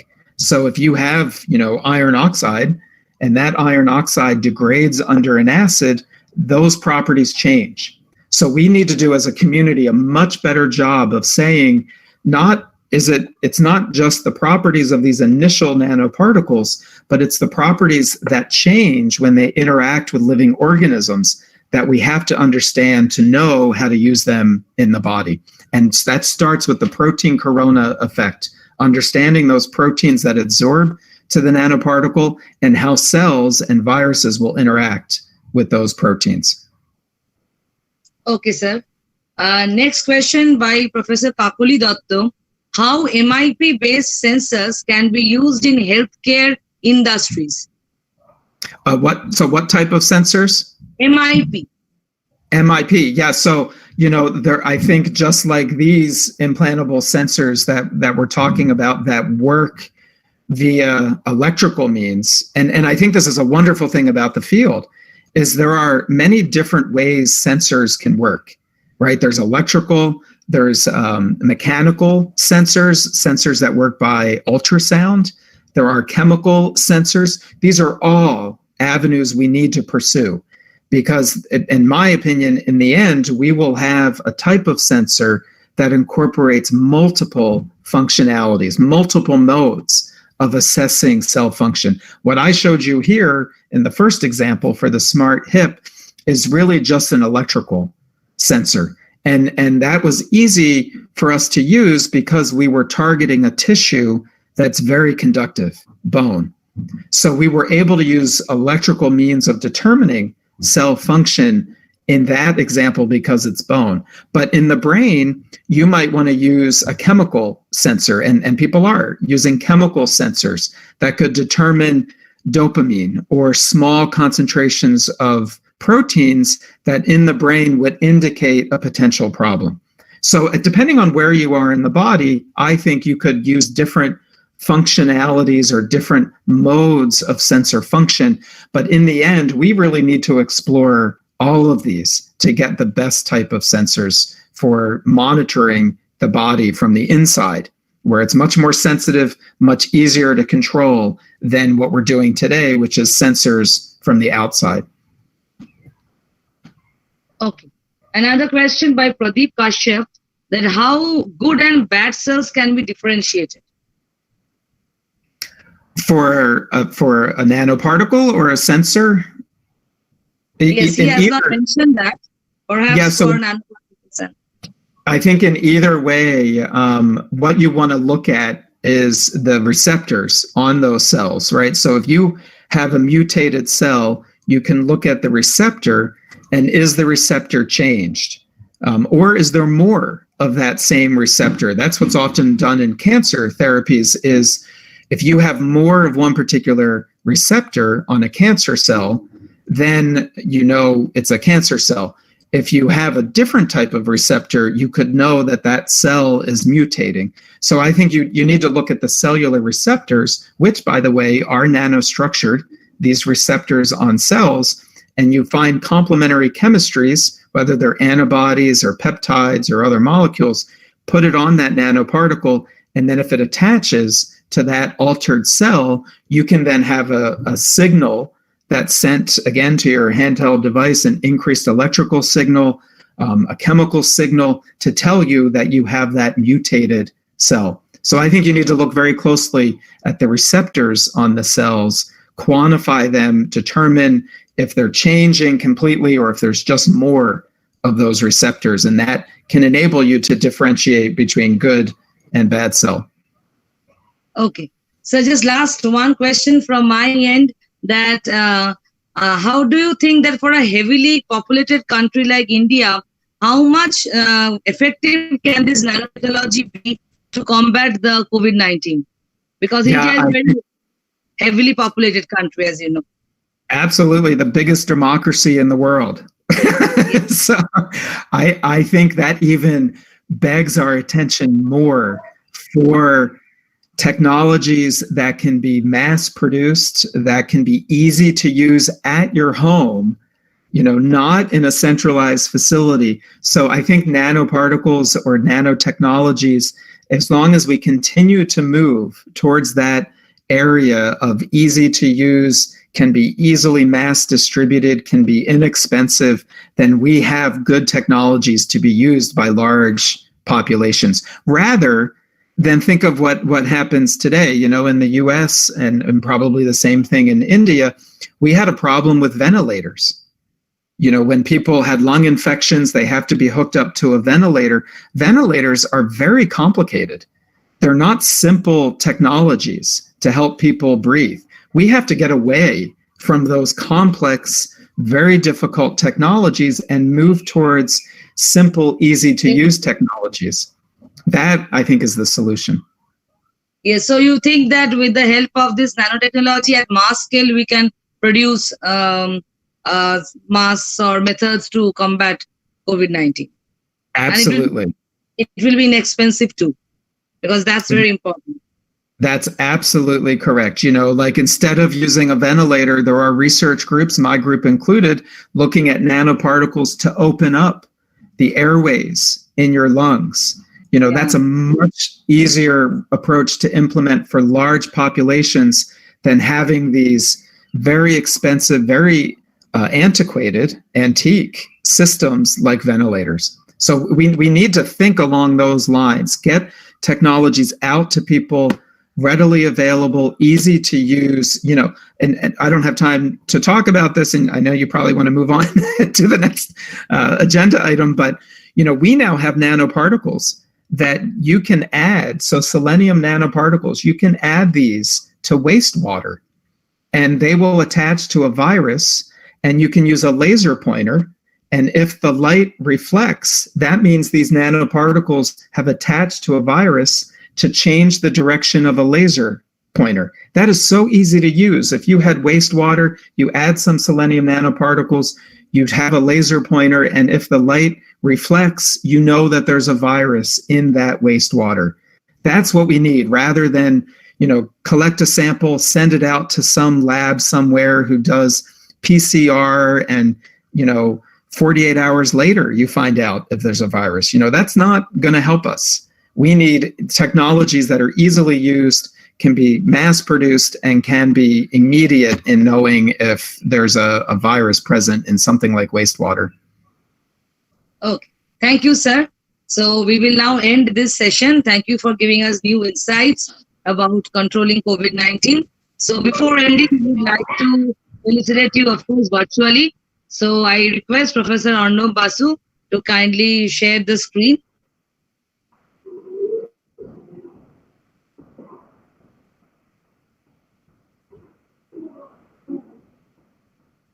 Professor Arnob Basu, kindly share the screen with the virtual memento.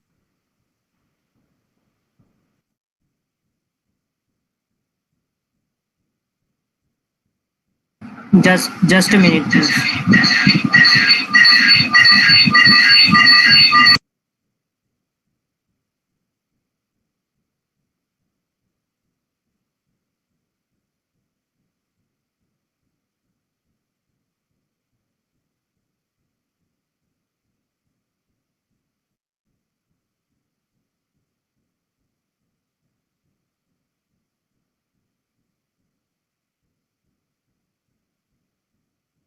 Is it visible? Yes, it is. Yeah, it's visible. But is sir has got logged out or is he present? Professor Thomas? Sir is not here. Yes, somehow I think he has got logged out. Today itself, email all the memento to the concerned speakers. I request Arnav sir to email. Yes, sir, definitely. All the Mr. Webster is not here. Yes, Mr. sir, Webster is not here. Okay. No. Okay. No. I guess he has logged out. Yes. So Spectrum 2020 takes pleasure in presenting this to Thomas J. Webster for being the keynote speaker. Okay, so with this we will end for today for Spectrum 2020. And tomorrow we are meeting at 11 a.m. Indian time, right, Tina? Right. Right. Thank you, Professor. Okay. Thank you. At 11 a.m. Sharp. Yeah. Please log in 10 minutes before so that we can start at 11 a.m. Okay. Thank you, Professor Ganguly, for wonderfully chairing this technical session. We are extremely honored to have all of you among us. Professor Ganguly wonderfully commented everything. No doubt about that. Great, Professor Contributing in bits and pieces that lays the foundation of this 3-day joint venture. We conclude day 1 of Spectrum 2020. We'll be back tomorrow morning at 11 a.m. sharp with technical paper presentation. Till then, bye and good night to all of you. Thank you. And Professor, they kindly take the screenshot of all the participants who were there till the end. It was really great that they have heard this, attended all this session, and so please take the snapshot of all the participants because we are going to give the participants certificate to all of them, right? So please take the snapshot of that. Okay, thank you. And since tomorrow we are starting with the contributed oral paper presentation from 11 a.m. till 1 p.m. Yes, and it will be in parallel slots. So participants, please join in time. The session chair should not be waiting for you. You should be joining. Yeah, they should be joining 10 minutes before, and that will be in Zoom platform. All the oral contributed will be in Zoom platform. Okay, thank you. Thank you very much. Good night. Thank you, Dr. Tina. Yes, sir. Thank you, Dr. Ganguly. Yes. Next day, Tina and Ganguly. Professor Ganguly is great. Now, I guess the live streaming session, please stop that live streaming session, right? Okay, Professor. No, it's okay. That's all? Yeah.